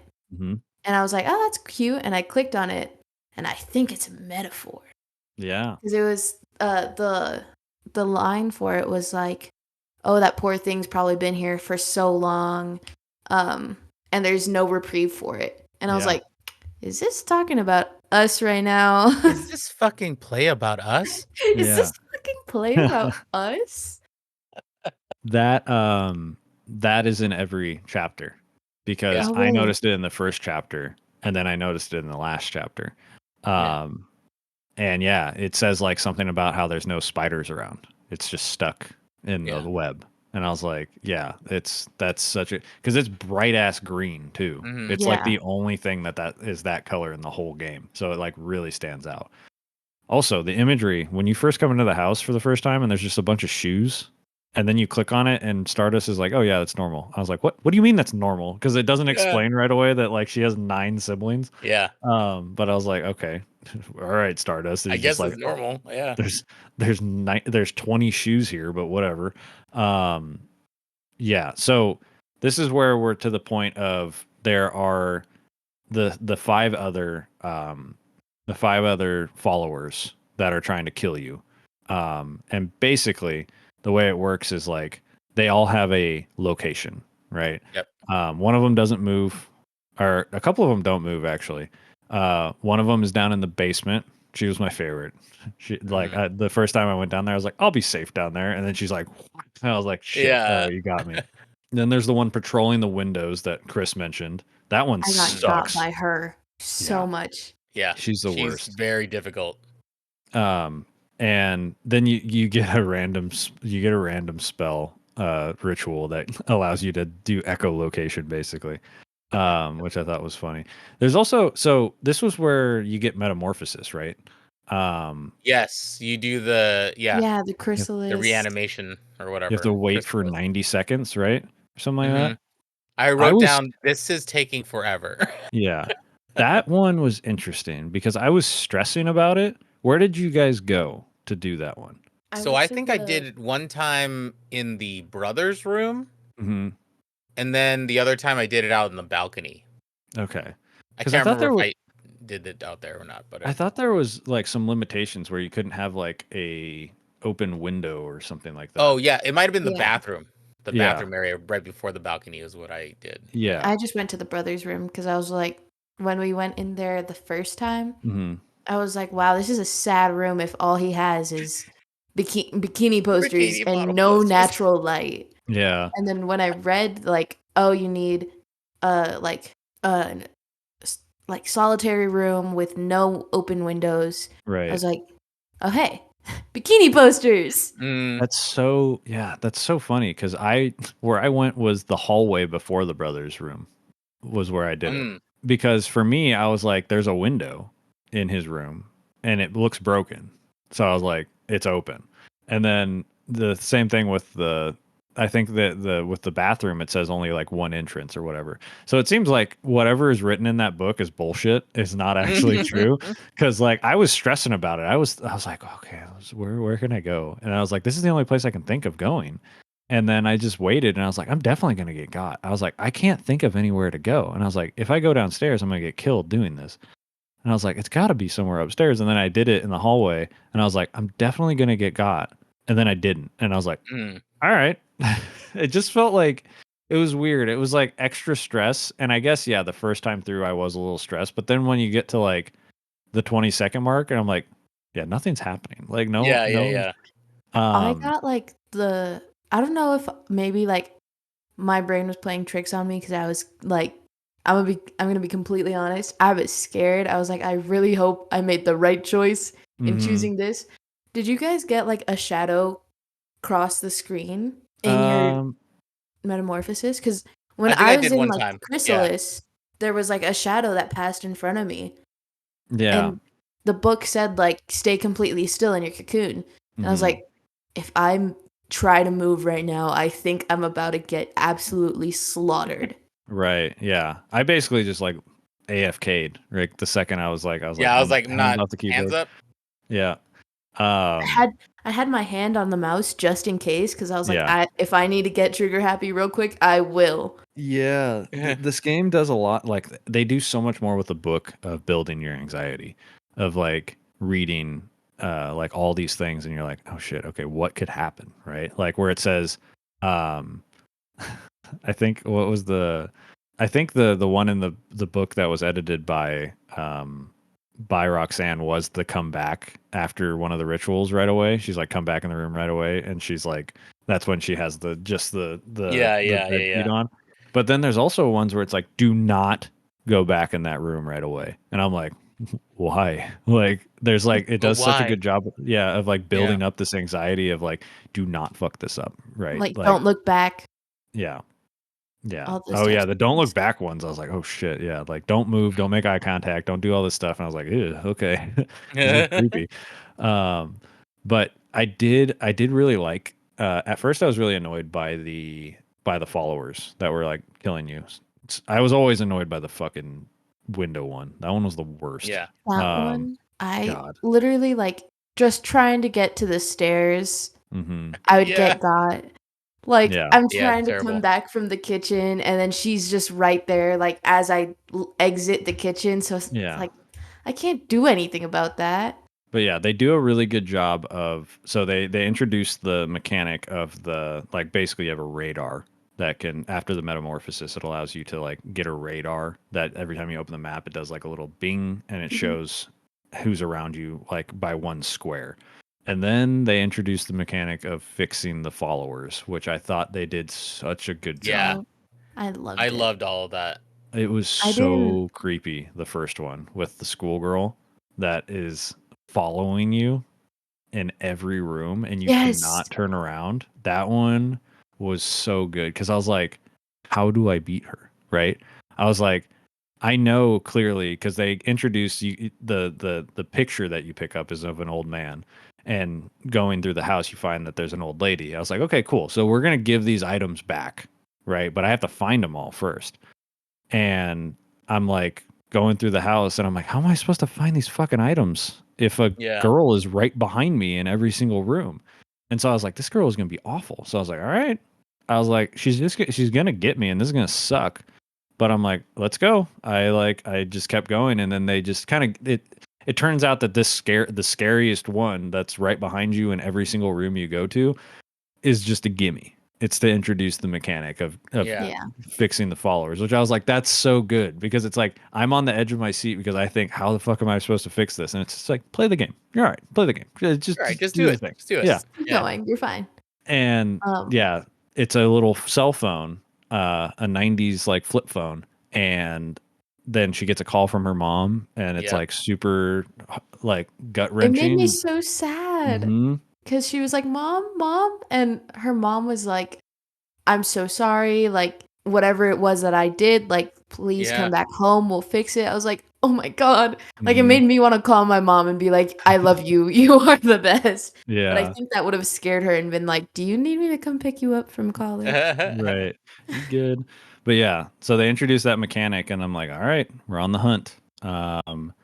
And I think the next one I did right away was the old lady because I realized she doesn't move, I don't think. No, Like, I think she stays in that room. Yeah. Yeah. So you go right away. Hers is very simple. You just give her the picture and it's an old man eating spaghetti and she's like, It's her husband. yeah. Mhm. And she leaves. And yeah, then there's one other one that doesn't move, which is the guy. He's in the front entrance. I was like, what the fuck are we going to give him? And then I was like, okay, cool. We have a cute cell phone and an old picture of a husband. I'm like, I wonder what's going to be next. I'm sure these are all going to be very cute and not crazy. And then And then you go to the TV room, which is, did you guys die in that room at all in this play? So you can Can't die remember. there. I might have. Yeah. You can I die might have. there because one of the big things is like kid is speaking to you and I just remembered like he's reading off the rules and he gets to one of the rules and it's a letter from Buck to him and he's like, do not read these out loud. And Yeah. he's like, Yeah. oh Yeah. let's forget that one. So he's going through the rules like play loud music to like cover our footsteps and stuff like that. So I get to the TV room and first off, there's a fucking head. a Like, there's a- decapitated ass head Yep. just Yeah. chilling. And so what I did, I was like, well, I'm curious. So I like clicked on the TV and turned it off and kid just shows up Yep. and kills you because he's like, that's the like sixth rule or whatever is to wait until you turn off the TV to like give up your location kind of thing. But yeah, the head one, I did not piece those two together. It's so out of place compared to the other ones because we'll talk about the other items. All the other items are super mundane, and then there's just What was the one you give the guy? his wallet. Yeah, it was his wallet. Yeah. I remember. And But yeah, that is so ridiculous. And it's for the girl that's the worst. yeah, Yeah. luckily, so you get rid of her. I didn't think it was her. So on the TV, there's two girls, and they say that's who the severed head looks like the other girl that's on the TV. And to me, the girl that was on the windows looked like a nurse. So I was like, okay, maybe she has to do something with a nurse thing or something like that. So I thought, because I had gone downstairs already, I thought because there's only one other short-haired girl is the girl in the basement. So I went down there and I got killed. And I was like, huh? All right, whatever. But one thing that's very nice about the checkpoints is they just give you the items. Like if you've gotten items, you don't have to like go get them again, which is really nice. But yeah, you go to her, and boy, is that a weird scene. I wonder if it's some like Japanese folklore thing or something, because it feels like so out of place compared to the other ones. Compared to the other 5 or other 4, yeah, because the other 4 are very normal stories. Mother with the daughter, the guy getting his wallet back and remembering his identity or whatever, the old woman and her husband, and then the girl in the basement that remembers that she was in a rock band. She's my favorite. That story was so nice. But yeah, you give the head back, and then the head starts talking, I think. Yeah. And they sing, and then they just fuck off, and that's it. And I was like, what just happened? And I'm like, this has to be some kind of reference somewhere. Like, it has to be a reference to like maybe a pop idol like killed her, like something, right? Like something weird. And I was just like, whatever. On to the next one, because then you can find the old school CD player to set it even more in the 90s. Portable CD player that is upstairs on the balcony, because that was fun trying to find the ones. I kind of wish they were all available from the start, but then the last couple are kind of like they kind of shoehorn your way to like I got into the off because I was walking around the house. I got on the balcony way early in the chapter and saw it, and I was like, "Can I grab that?" Like I could interact with it, but I couldn't take it with me. Okay. So I was like, "Oh, I have to come back and get it later." That's so I weird. got to it too early. Okay. So yeah, that one's got like it's got one CD in it, and yeah, you go down to the girl in the crawl space, and her story was so cute of being like, wait, that's me. That's like, me. Yeah. Oh, it was so nice because the song was pretty sick too. Like the little song they played. Yeah. So then she leaves, and then you get to the heart, and then there's the wallet, and you give. His was sad as fuck, dude. Like I think what his whole deal is that he just needed a place where, like, he belonged. Like, even if it was following a male idol, right? Like you give him, you look at his ID, and you're like, oh, it's his birthday. And then you go to you're like, oh hey, happy birthday, and he's like, it's my birthday. No one has told me happy birthday. And you're like, bro. Yeah, he literally doesn't even talk to you. He's like, he walks away and he's like, someone remembered my birthday, and that's it. And I was like, oh my god, poor guy. And then I think that's all of them, right? He was the last one. Yeah. And then that's when I'm trying to remember the end of it. Like I remember the main mechanics. But I know you get kids. I got kids' true ending, but I'm trying to remember like what snapped. I do remember now. Snapped him. Okay. Yeah, but I do remember. And my only note is in all caps. Yeah, kid made good choice. Yeah, that's kid it. I wrote. I feel bad for kid. He's just a dummy. Like, but I just remembered that Roxanne calls you out. She's like, don't tell me you're gonna try to like save these, like get on these people's good side. They're trying to kill you. Like, she's like, you're just gonna try to do it again, right? Like, it's so funny.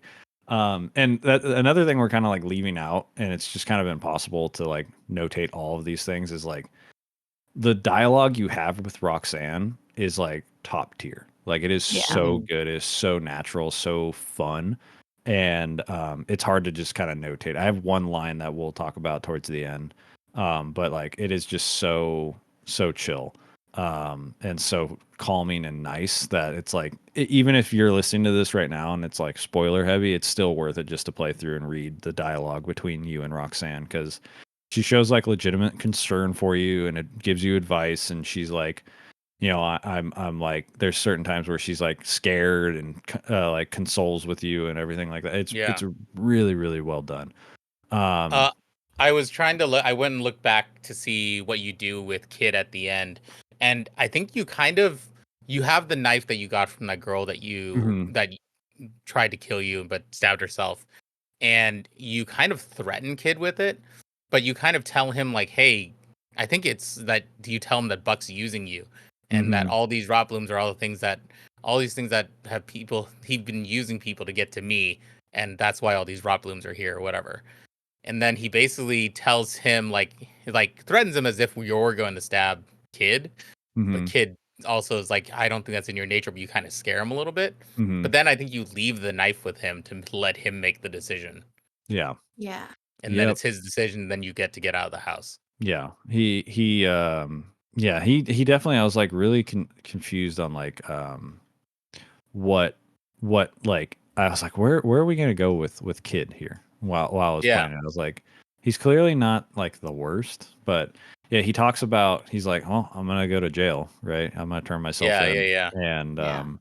And then Stardust goes, I listened to that song that you came out with, and it was good, right? Like before you hypnotized people, like it was good. He's like, all right, I'll take that, and I'll try again when I get out. Like I'll give it a real try. And I was like, that's so nice. Like her superpower is just like convincing people to be their best self. And I was like, damn. Yeah, it's really cool. It's a really interesting way to make that character so powerful, is that she understands empathy better than everybody else. Yeah, it is really, really cool. Let me see exactly. Like, I want to see if there's any detail.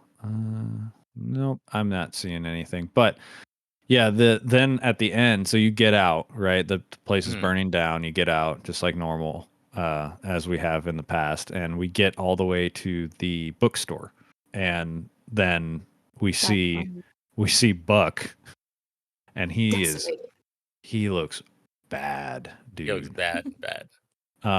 They also point out, like Roxanne points out to you at the beginning of this chapter, that Kid is the last one. He's the last of the 1,000. And then that's when that clicked, that I was like, oh, that's why the titles are 99. I was like, okay, I got it. You got me. But yeah, they like flash right at the end, and it shows Buck in front of the bookstore, and I was like, oh shit. And then it ends, and I was like, oh, what happened? And then we're on to the chapter 1000, which starts incredibly rough. Yeah, I was like, what the fuck? I wrote it down because I was like, this is some Doki Doki Literature Club shit. Yep. You just start the chapter, and you just see the librarian's body hanging. Yep. And you're like, what the fuck is going on? Yep. I'm just going to send a screenshot of my note right there. Did Moose say or?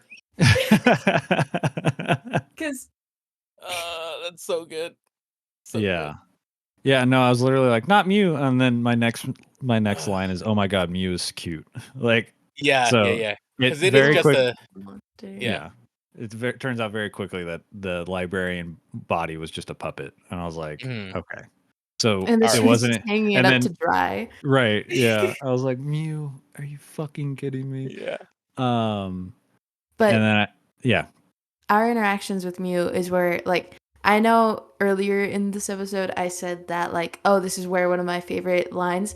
This is where, like, my most favorite line is our back and forth conversation with Mew. Yeah. Mew. This is probably the funniest conversation in the game for sure. She says, because you're like, wait, there's like more gods out there, like on Earth. And Mew goes, yeah, we live where all the undiscovered nightmare fuel hangs out, bottom of the Pacific Ocean. Not my fault you guys went to space before 100%ing your own planet. Yeah, dude. That was the funniest thing. I had to like take a screenshot of it because I was like, I need to like, I want to frame this. Right. That's so fucking funny to me. Yeah. And there's so much lore right here. Like in this quick little conversation with Mew of being like, it basically, Mew admits that she writes like slash fiction, basically. Yeah, absolutely. With humans and eldritch gods. And the reason that Also, there's a line that says like, "Well, why don't you just do that under the ocean? Why do you have to come up here?" And she's like, "You can't write smut underwater." And the fact that she writes these books, so she wrote all the books in the first game, so all 3 of those, and this one with Roxanne, and she writes it just because she loves watching eldritch horrors hook up with humans. Like that's what that's her kink. her Don't niche. shame her for it. Yeah. And then she has the callback of the Worcestershire sauce where she's like, say Worcestershire, and you can't, so it proves that you're not an eldritch god, like you're unable to read her slash fiction. And this is also where you get even more development on Roxanne, because Mew talks about the fact that like Roxanne loves humans. Roxanne is like the nicest of all these gods. Like she's just like gassing up Roxanne this whole time. And I was just like, man, like I feel it just makes you feel so bad. Like you're doing it makes you want to finish this because you're like, I'm so close to getting Roxanne out of this loop. And then I started. Okay, go ahead before I go on. She also explains like how Buck got immortality. Yeah. And why Roxanne's hearts were broken. Because he kissed her too soon. Yeah. Because at the end of the ritual book, there's the immortal kiss. And basically, if you do all the rituals, Buck did most of the rituals. They had like their 1,000, like the 1,000 was basically Roxanne's family, like her kids, and Buck was like the father. Yeah.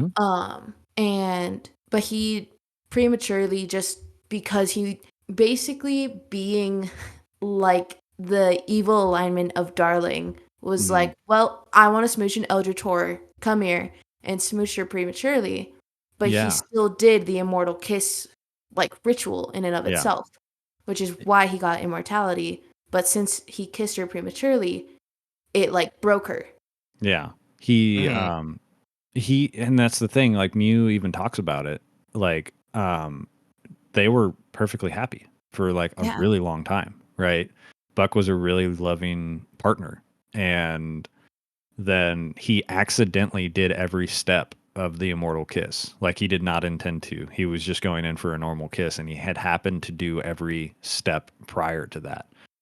And there's no way of undoing the immortality. So the way it's explained is that every time he dies and every time that Roxanne wakes up, because that's the premise of how eldritch horrors work, is when they exist in our world, they're dreaming. And when they wake up, the world ends. And so he's immortal. So every single time that she dies or wakes up or whatever, and the world ends, he's just floating in nothingness. He's floating in the void of infinity, waiting until the next dream, which can be like hundreds or thousands of years. Which is why he gets so mad, and why it makes sense, and why he's so complex, is because he keeps dying. He keeps reliving this shitty life that he has. And then he just has to sit in the void until his next try. Yeah. And it would make anybody crazy. He's completely alone. And like he's got nothing, and he can't leave the Black Forest because he's stuck there. And he's just screwed. And it makes so much sense why he's so desperate to, like, you know, I mean, his what he's doing is awful, right? Trying to kill Roxanne a bunch of times, but it makes sense why he's mad, and like the why motivation is one that comes from a point of like an empathic point where like you understand where he broke. Right. Thousands of years stuck in the void by yourself. Like, who wouldn't go crazy? Like the second you come back and you're like, I was stuck here because of you, in his head, right? Yeah. But so there's the Worcestershire sauce callback, and then Mew talks about being kicked out of Astrid's court, and I was like, we've got Auntie Nyan Nyan, we have an Astrid mention, and my next line is, if there's a if Lynetta shows up at all, this is a 10 out of 10 game. And we will get back to that. We will get to that. Back to that. Yeah, and my next thing is really love Roxanne the more I learn about her, right? Which was talking about how she's the most loving and all that stuff. But then apparently, I guess I had this thought too. I was like, is Buck darling? which we will also get back to that, but that cannot happen. No. Kid could be darling. Could be. I think could be. Buck cannot be. Yeah. But oh, no. Okay, so yeah, so this is what I said. I was like, is Buck darling? And then okay, no, Buck just fucked up the order of things. That's my next thing. Yeah, so I also wrote a note. I was like, oh, they actually like took my advice from the first game where because this last chapter is just a boss battle. Yes. It was very much similar like the secret chapter, yeah. Right. But I died one time. And that's the achievement I didn't go back and get was if you get through all of that without dying. I only died one time. And I was like, I'm not going to go back and do that, like, just for that achievement. Yeah. But they did, one of my comments about it, I was like, I wish they would add fucking checkpoints in between each thing that, and they did that. If you die, you just, you don't start the whole fucking 4 minutes over. You just, where you died, you start over. And I was like, oh, that's nice. They did a great job with that, for sure. But oh my God. My note, before we do get into, I mean, we're talking about the survival thing of it, but I think two notes. One that I just realized right now. One note was funny to start the thing, and the symbol of the kiss that you have to put on the board is the 69 like cancer symbol. Yeah. Which I think is really funny. But it's 7 minutes of survival. Yeah. 7 minutes in heaven. Yep. I literally just thought of that. I didn't realize that was gonna be. That's so funny. So funny. I didn't realize that either. Yes. So the what the plan is that Stardust is going to do the Kiss of Immortality to basically like always be there for Roxanne to like beat Buck, right? Yeah. Because there's no way currently to do what we did with Nanny, Billy, and Kid, because like Buck is Buck. He's immortal. He hates everything. So basically, there's not much to talk about with the survival thing. No, because they just made it a lot easier. They did a great job of iterating on what they did in the first one, which was it's a survival thing. You got to learn what the sounds mean, what the visuals mean. But they give you a little bit more time. They let you move around, which is very important. So you can buy a little bit of time by going to another room, then looking at the book to figure out what you need to do. So they did a great iteration of that survival to get to the ending. Jess, how'd you like it? So anxiety inducing. Because you didn't do the first one, right? Yeah, no, I did not make it this far in the first time. So I had no clue this was going to happen, if I'm going to be completely honest. But I was lucky enough that like I was able to flip to the exact pages I needed and like figure out how to not die, that I did it in one go. That's awesome. Yeah, I did it in one try as well, but for you to like do this one, like this is a lot. And I feel like there was like twice as many fucking pages as the first game. It felt like a lot. I was like, I was spam clicking, and then I was like, wait, what did I see? Oh, there it is. Okay. Yeah. I read through because I knew, I was like, okay, here it is. Like, here's the fucking bullshit. Like, I'm gonna get mad, right? So I read through every single one painstakingly, and every time I'd get to a new thing, I was like, this is awful. This is awful. This is gonna be so bad. There was one point terrible, but then it was go on. There's one point where I got the crows like 3 times in a row, and I was like, all right, this is easy. Yes. Yeah. That was the other thing. They didn't stack, which was real fucking nice. In the first game, they stacked. If you didn't get them, all of a sudden you'd have like 4 fucking curses on you, and you just were done. Yeah. So when so you have plenty of time in this one to be like, okay, let me find the page. Okay, it's that one. Yeah. And it's like, all right, cool. And in the first game, I was like, how am I going to remember all these? How am I going to remember I can't go this way, or I have to run away this way, or I can't move, or whatever with all? And then it was like, oh, no. It's just like 40 seconds of each one. Don't worry about it. My favorite though is the fact that the firstborns came back. I was like, oh, I know how to handle these guys. They were like a breath of fresh air. I was like, all right, cool. You guys come back. It's all good. I'll just sit here. It was great. No, but it was fun. It was challenging to a decent degree. I forget which one I died on. But I have a feeling it was one very similar to the first one where it was like, if you don't do this one thing, you die instantly. Because I got the flies a lot, or the bees, and I was like, oh, these ones are cool. Just run away. Like that one's easy. There was one I was gonna I read the description for it and I was like, oh, I'm gonna shit myself as soon as this pops up. It was the Undead Arms. Yeah. And like I read that and I was like, fuck, like as soon as I was all alone in my dorm. Like the only thing outside of my headphones was like a fan, and then the window was open, so like an occasional scream from the yard. Yeah. I was like, all right. The lights were off, so I was like, all right, I'm gonna shit myself as soon as I see these. But I didn't get them.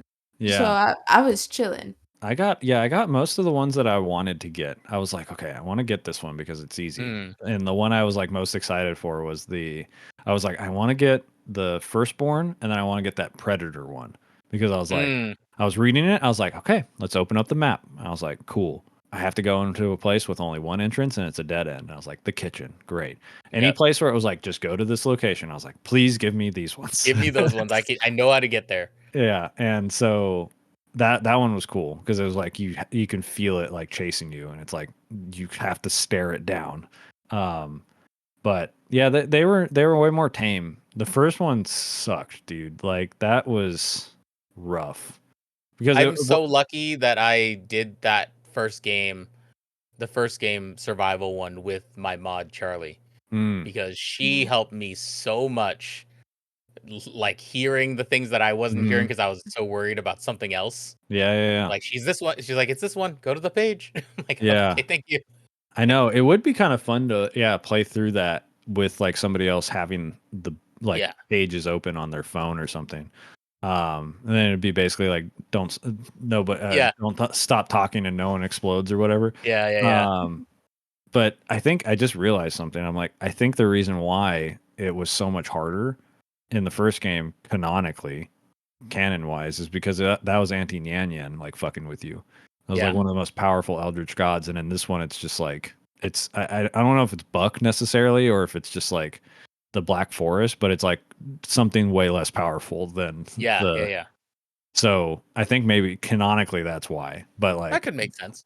But yeah, so then you beat that, and did you guys do the truth ending or the good ending?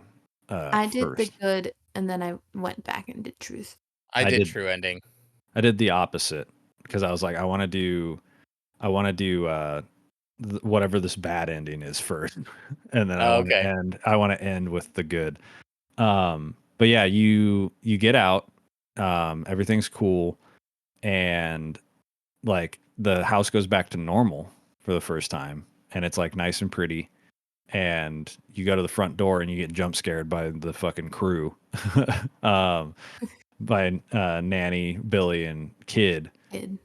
And they basically tell you like, oh yeah, your family's waiting for you outside. And so it's like, cool, yeah, I'll meet you guys out there. And then, which is interesting, which kind of like piqued my brain because I was like, why am I not just going out with them? And then you hear a bell, and I was like, oh, but this is after the Billy part or the Buck part. Oh yeah, I forgot. Yeah, is it after? Oh yeah, okay. It is after the Buck. You do the Buck part first. Right. Okay, so we missed the scene with Roxanne. Like actually, like you succeed, right? Yeah. What was that? And we smidge. Yes, you get a nice big, which was funny. It was cute. Well, it was my only art complaint in the game because they change her face to make it anatomically correct to like kiss, because she has a goat face, obviously. Yeah. So you can't actually lock lips completely with a goat. So they change her to like, just for that art piece, she has like a human face. But it's very cute. Like there's like real love there, right? Yeah. And finally, I think this is where I got the screenshot that of the line. So basically, you do the last. You're gonna burn down the forest for the last time. And I think this actually happens with Kid, maybe. I think it is one of the times she stops you from burning down because she's Yes. scared, Oh my. and broke you, yeah, she's like, I'm not ready, and Yeah. Stardust is like, it's okay, we'll wait, and then they just kind of talk for a couple minutes and say some cute lines to each other, and then Roxanne's like, I'm ready, and it's like, okay, but the final time that or it actually might not be the final time, it might be with Kid. I don't know when exactly this happens, but the line from Roxanne is like right before you're about to burn everything down, and she says, isn't it, it's ironic, isn't it, the day I get my wish of never having to see a human again is the same day I finally meet one worth knowing. And I was like, oh yeah. That's Yeah. was That's like, a good line. it's a really good line. And I was like, dang, that's where I was like, all right, Roxanne might be the best of, like, even better than Lynetta, even though, like, big soft spot for Lynetta. But, like, I was like, dang, that's a true connection right there. And then, yeah, you get the smooch, and then you get the immortality. So, yeah, I think that line happened. You do all that stuff before, or you do all that, the immortality spell before, because you, I know that you get back in the room and Billy's there, or Buck is there, and Auntie Nyan Nyan has her like chains on him. Oh, right. Which I was like, right. which I was like, Auntie Nyan Nyan, you got this. All right, anyway. Yeah. Because that's then where you spray bottle. Right? Because Yeah. you realize that that's what Buck wants. Mm-hmm. Buck wants to be able to possess Auntie Nyan Nyan's dreams to get closer to the other Eldritch God, who is like the main one, right? The forever sleeper or something. Forever like sleeper. That. Yeah. So you realize that that's what he wants. You spray her real quickly. Then you turn around and you kiss Roxy. Yes, that's right. To do that. And then when you do that, because you realize that's Buck's plan, right? Then Roxy wakes up, and we get to this amazing part where I'm like, I yelled out, "Is this a fucking prequel?" Yeah. And I was like, I love a sneaky prequel. Me too. You know what I mean? The best. I think that it's a great way to tie in the stuff, and then you understand now the reason why Auntie Nyan Nyan's so jacked.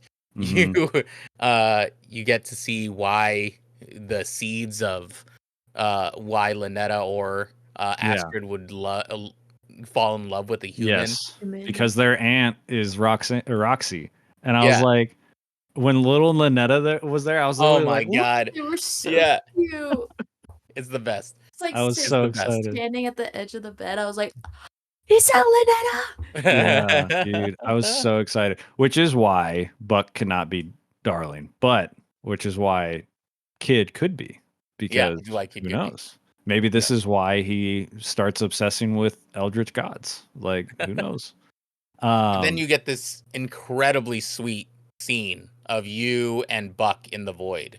Yes. Which that's starts off so contentious, and then you, like, because of how Stardust is, they just with their positivity, like, hey, let's try something. Yeah, we have all the time. We're stuck here. Let's go do something. There was, like, in that big monologue, I forgot what was said before. I literally just put the quote because I knew I didn't have time to, like, screenshot it. But it was like ashes to ashes, stardust to stardust. And I was like, that's our name!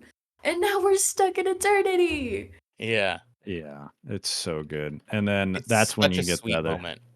I was literally like, because at first you just sit there, like, you can't skip, you can't do nothing, you just literally have to wait until one of them starts talking. And I was literally, my note is like, she's gonna get Buck to chill out. Like, it's gonna happen. I was like, I don't know how she's gonna figure out how to spin this into something positive, something they can do, and then you get that just sweet kind of anime, like, here, come with me, let me show you. Whatever. So then they go traveling through the void and seeing all these new things that Buck never explored while he was immortal in the void. And yeah, it's just a beautiful ending it to really give is. that character a little bit of a reprieve. Yeah, it was so nice because like yeah, it really made. And then what he does is like, uh, she's like, oh hey, it's time to go. Like the Yeah, next thing, and he's like, I think I'll stay here for a while. I got a lot of yeah, things to explore, and I was like, yo, that's so yeah, sick. So sick. It was so good. But yeah, I did just to do it exactly how I did it in game and for us to end on a good note. I did the truth ending first because I was like, yeah, I'm gonna burn it down. I'm gonna burn everything down. And what is revealed, you get that bell, like I said, when you meet up with the crew. And I was like, what the fuck is that bell? And every time you step in a direction, it either gets louder or quieter, like a hot or cold yeah. situation. And I was like, oh, okay. After a while, you realize it's down in the heart. Hmm. And lo and behold, there's a fucking cat there. And Hmm. Auntie Nyan Nyan is like, burn it down. Do it. And did you see like the titles while you were like chasing the bell? Yeah, Mm-mm. It was like, so when you took the step back into the house, it was like, why are you doing this? Take Mm-hmm. another step, and it was like, you don't have to do this. Another step, your family's outside. Another step, you know this is just gonna end bad. Another step, why are you following him? Mm-hmm. Until you like, it was just continuously in my brain. It's Oh, Roxanne being like, dude, your happiness is right over there. yeah. yeah. But yeah, I didn't It was catch that. easy to miss because you're listening for the bell, and Right. it's not subtitles where you would normally see text. It Oh, was up okay. on the it's top up of the at the top. screen. Yeah, Gotcha. so it's Yeah. easy to miss if you don't look for it. So yeah, while we're doing that, like when you get to the bottom to like do the ritual again, Auntie Nyan Nyan has the book. She has a lighter. She has lighter fuel, and she basically says that the entire world is the Black Forest at this point. And so if you burn this down, you burn down the whole world. And you do that, and it's so anticlimactic. It is. You just get a It is scene. very. It's a very cool picture of the Yeah, Earth on top of a tree, and it's all burning. And you get a bunch of immortals basically like floating around. Um, that I don't know if they pertain to anybody. They kind of look like silhouettes of a bunch of Sailor Moon characters, but I don't know if that's. yeah. I don't know exactly who they are, but that's the truth ending, and it sucks. But either one of you want to take the true ending to describe a bit? Yeah, I mean, you go outside and you get to hang out with your new friends, Billy, a kid, and Nanny, and Mm-hmm. your family's out there. And I think Roxy is talking to your Your dad parents. She's or talking your to your parents. parents. Yeah. Yeah. And there's all these other like random kids and stuff like that that are playing outside. They're all outside your house. And it's just Yeah. like a pristine environment of you and your family getting to hang out. And Roxy's there hanging out with your family. Mm-hmm. And and Mew is there too, like chasing Yeah. after. Yeah. And then a bunch of the cultists that are there, they're all just Yep. like hanging out in the forest, like feeding this giant demon baby thing out of, like by the garden. And everybody's just chill, So you know? good. Chilling. Everybody's just chill. And I'm like, this is so good. Like such a nice thing.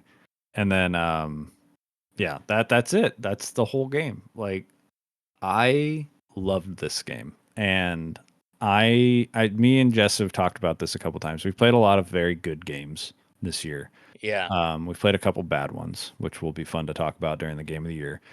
But all of them have been like good. But for me, this was one that just like blew me away. Um, I'm so like this shot up my list of games for the year like so quickly, and I did not expect that. I was like, I'm gonna enjoy this game. I enjoyed the first one. I love the art. I love the comedy, and then it just like kept getting better and better, and Yeah. all of a sudden I finished it, and I was like, no, no, I don't want it to be over. Give me another one. Like, It's truly a testament to a company or like a dev who understands their brand, yeah. knows how to elevate that brand without being just reiterating on the same thing that they did last time. Hmm. Because they obviously kept a couple of mechanics that were the same, but they improved writing, they improved voice acting, they improved the goal of the game and characters and side characters, all that stuff. So it's it's wild to see how much a dev can like learn a lesson from the first one, where the first one was fun, but it's like it's a niche thing. This one is legitimately a great story, Yeah. good acting, and yeah, great art. So I will say one thing: the the credit song is nowhere near as good as the first one. That first credit song is still a banger. The first the credit song is good, but the first game, the love song is so good. Jess, any closing thoughts on the ending and everything? How you felt about the game? I just really liked the game. Like I went into it being like a little not skeptical, but I was like, if this is anything like the last time, I'll get through chapters 1, 2, maybe 3, and then maybe like watch a playthrough for the last chapter, or just leave it up to them and be amazed at what happens in the last chapter. Right. But it's also a thing with like my really short attention span. I'm a I'm a victim of TikTok and Gen Z. I've got a really short attention span, or it's ADHD, who knows. Where like the last one, yeah, things happened, but like they weren't enticing enough for me to want to do it. Right. With this one, I like wanted to do it. I wanted to help Roxanne. Like it made me have like a drive to want to play it, which was really nice, especially for like since I did it Friday when I had no classes and Saturday when I had no classes. I was like, those are my lazy days. So I was like, you know what? I'll do it, whatever. And then I was like, actually, this is so like enticing. I like it. Yeah. There's a reason why so I beat it last Wednesday all in one go. And then I texted Jess and I was like, hey, I beat the game. It was really good. And she's like, I don't know if I'll have time to play it. I might just watch a playthrough. And I was like, you have to experience this for yourself. And I think I'm right. Like, there's nothing wrong with watching a playthrough. And I think that's a real way of experiencing games. But something like this, like, you got to play it. Like, this one, was an even experiential thing. Even if you're at this point in the episode, right? You know, we're like 2 hours in. I still think you should go play it. Like, yeah, because there's so many things that we just can't cover. Nope. And the feel, right? Like, yeah, we didn't even talk about the controls. Like, the controls are kind of ass and kind of on purpose. Like, the panning is like motion sickness inducing sometimes. And that's on purpose, I think. But yeah, this game is just so good, and I will probably talk about it more on our Game of the Year episode that we're recording next month. May or may not talk about it as well. There was one thing I'll say before we go. Yeah, there is one mystery that I haven't solved, and I don't think we are gonna solve unless they're gonna do it in the third one. Okay. There's a door that we never get to open that has purple behind it. Yes. That we could never open, and I still don't know how or why it's there, and there's no particular reason for it. They never explain it. Yep. And that was the only real frustration because I want to know what that is. I went there immediately. Once I was able to go in the house again, after like at the final bit, I was like, I'm going to that door. Yeah. It's still jammed. Let me see if there's anything online. Just in case we missed it. Right. Somebody says probably DLC door or something. Yeah. Somebody else said that it might just be something that was cut from the game. Oh, what the fuck? Okay. So from the Discord, from the Akabaka Discord, which is the developer, the locked door has a purpose, but it's not openable in Sucker for Love Date to Die For, and it's not DLC. Look forward to learning more in the far future. I was like, that's crazy. If we so I was going to shout out their next game. It's upcoming, called Chromatos. And this sounds very much like a Nerd Lys stream game for sure. There's no date for it yet, but it says you've awakened in a strange nightmare after a fall that should have ended your life. Around you are Asnemiac strangers who are also trapped in this world for their own unique reasons. Escape the collective nightmare in 12 hours or never wake up. Oh, that looks like a Danganronpa-ish game. That looks great. But knowing this developer, it'll be like 5 to 6 hours probably instead of 40 like Danganronpa. Yeah. Love Danganronpa games. Sure. Don't get me wrong. Love them. They're so fucking long.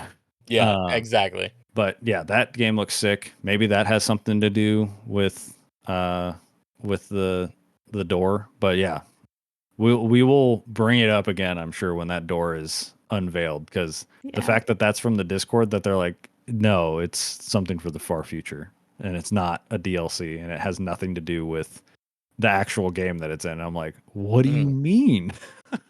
So yeah, it's wild. I think that's it. I don't have anything else to say. This game is exceptional. I think everyone should go play it.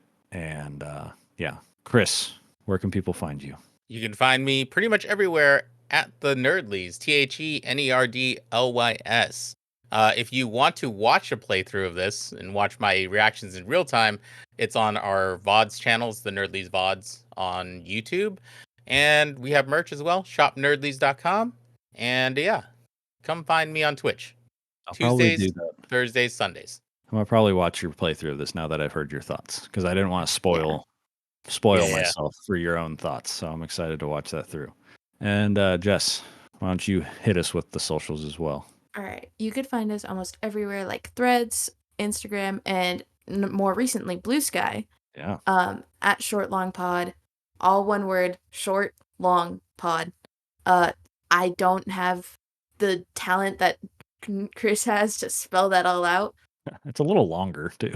Yeah, but that's where we are. We have our link trees in each of our bios there to find our Discord, LFG, a small gaming community that we just talk about anything and everything, to be completely honest. Yeah. But yeah. If you want more Chris, he hangs out there.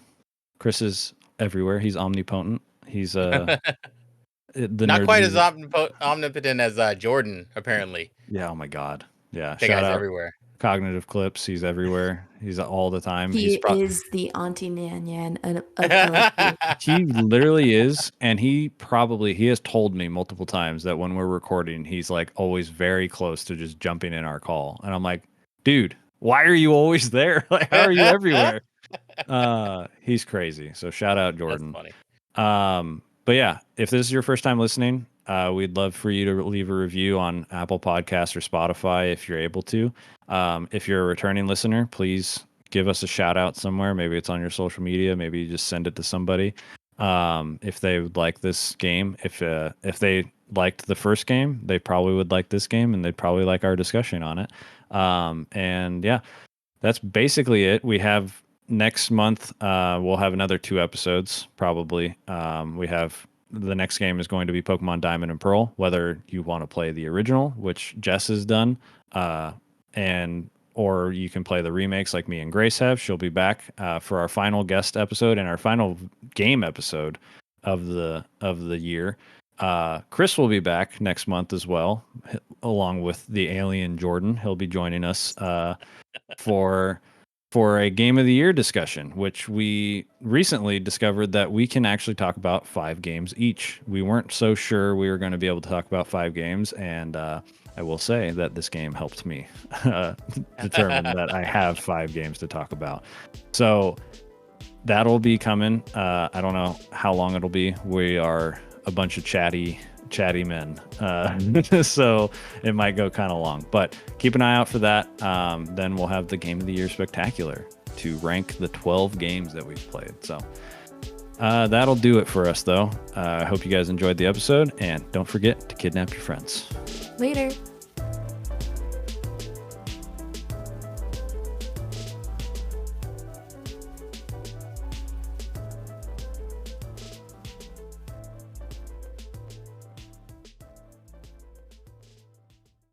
Right. Thank you so much, Chris.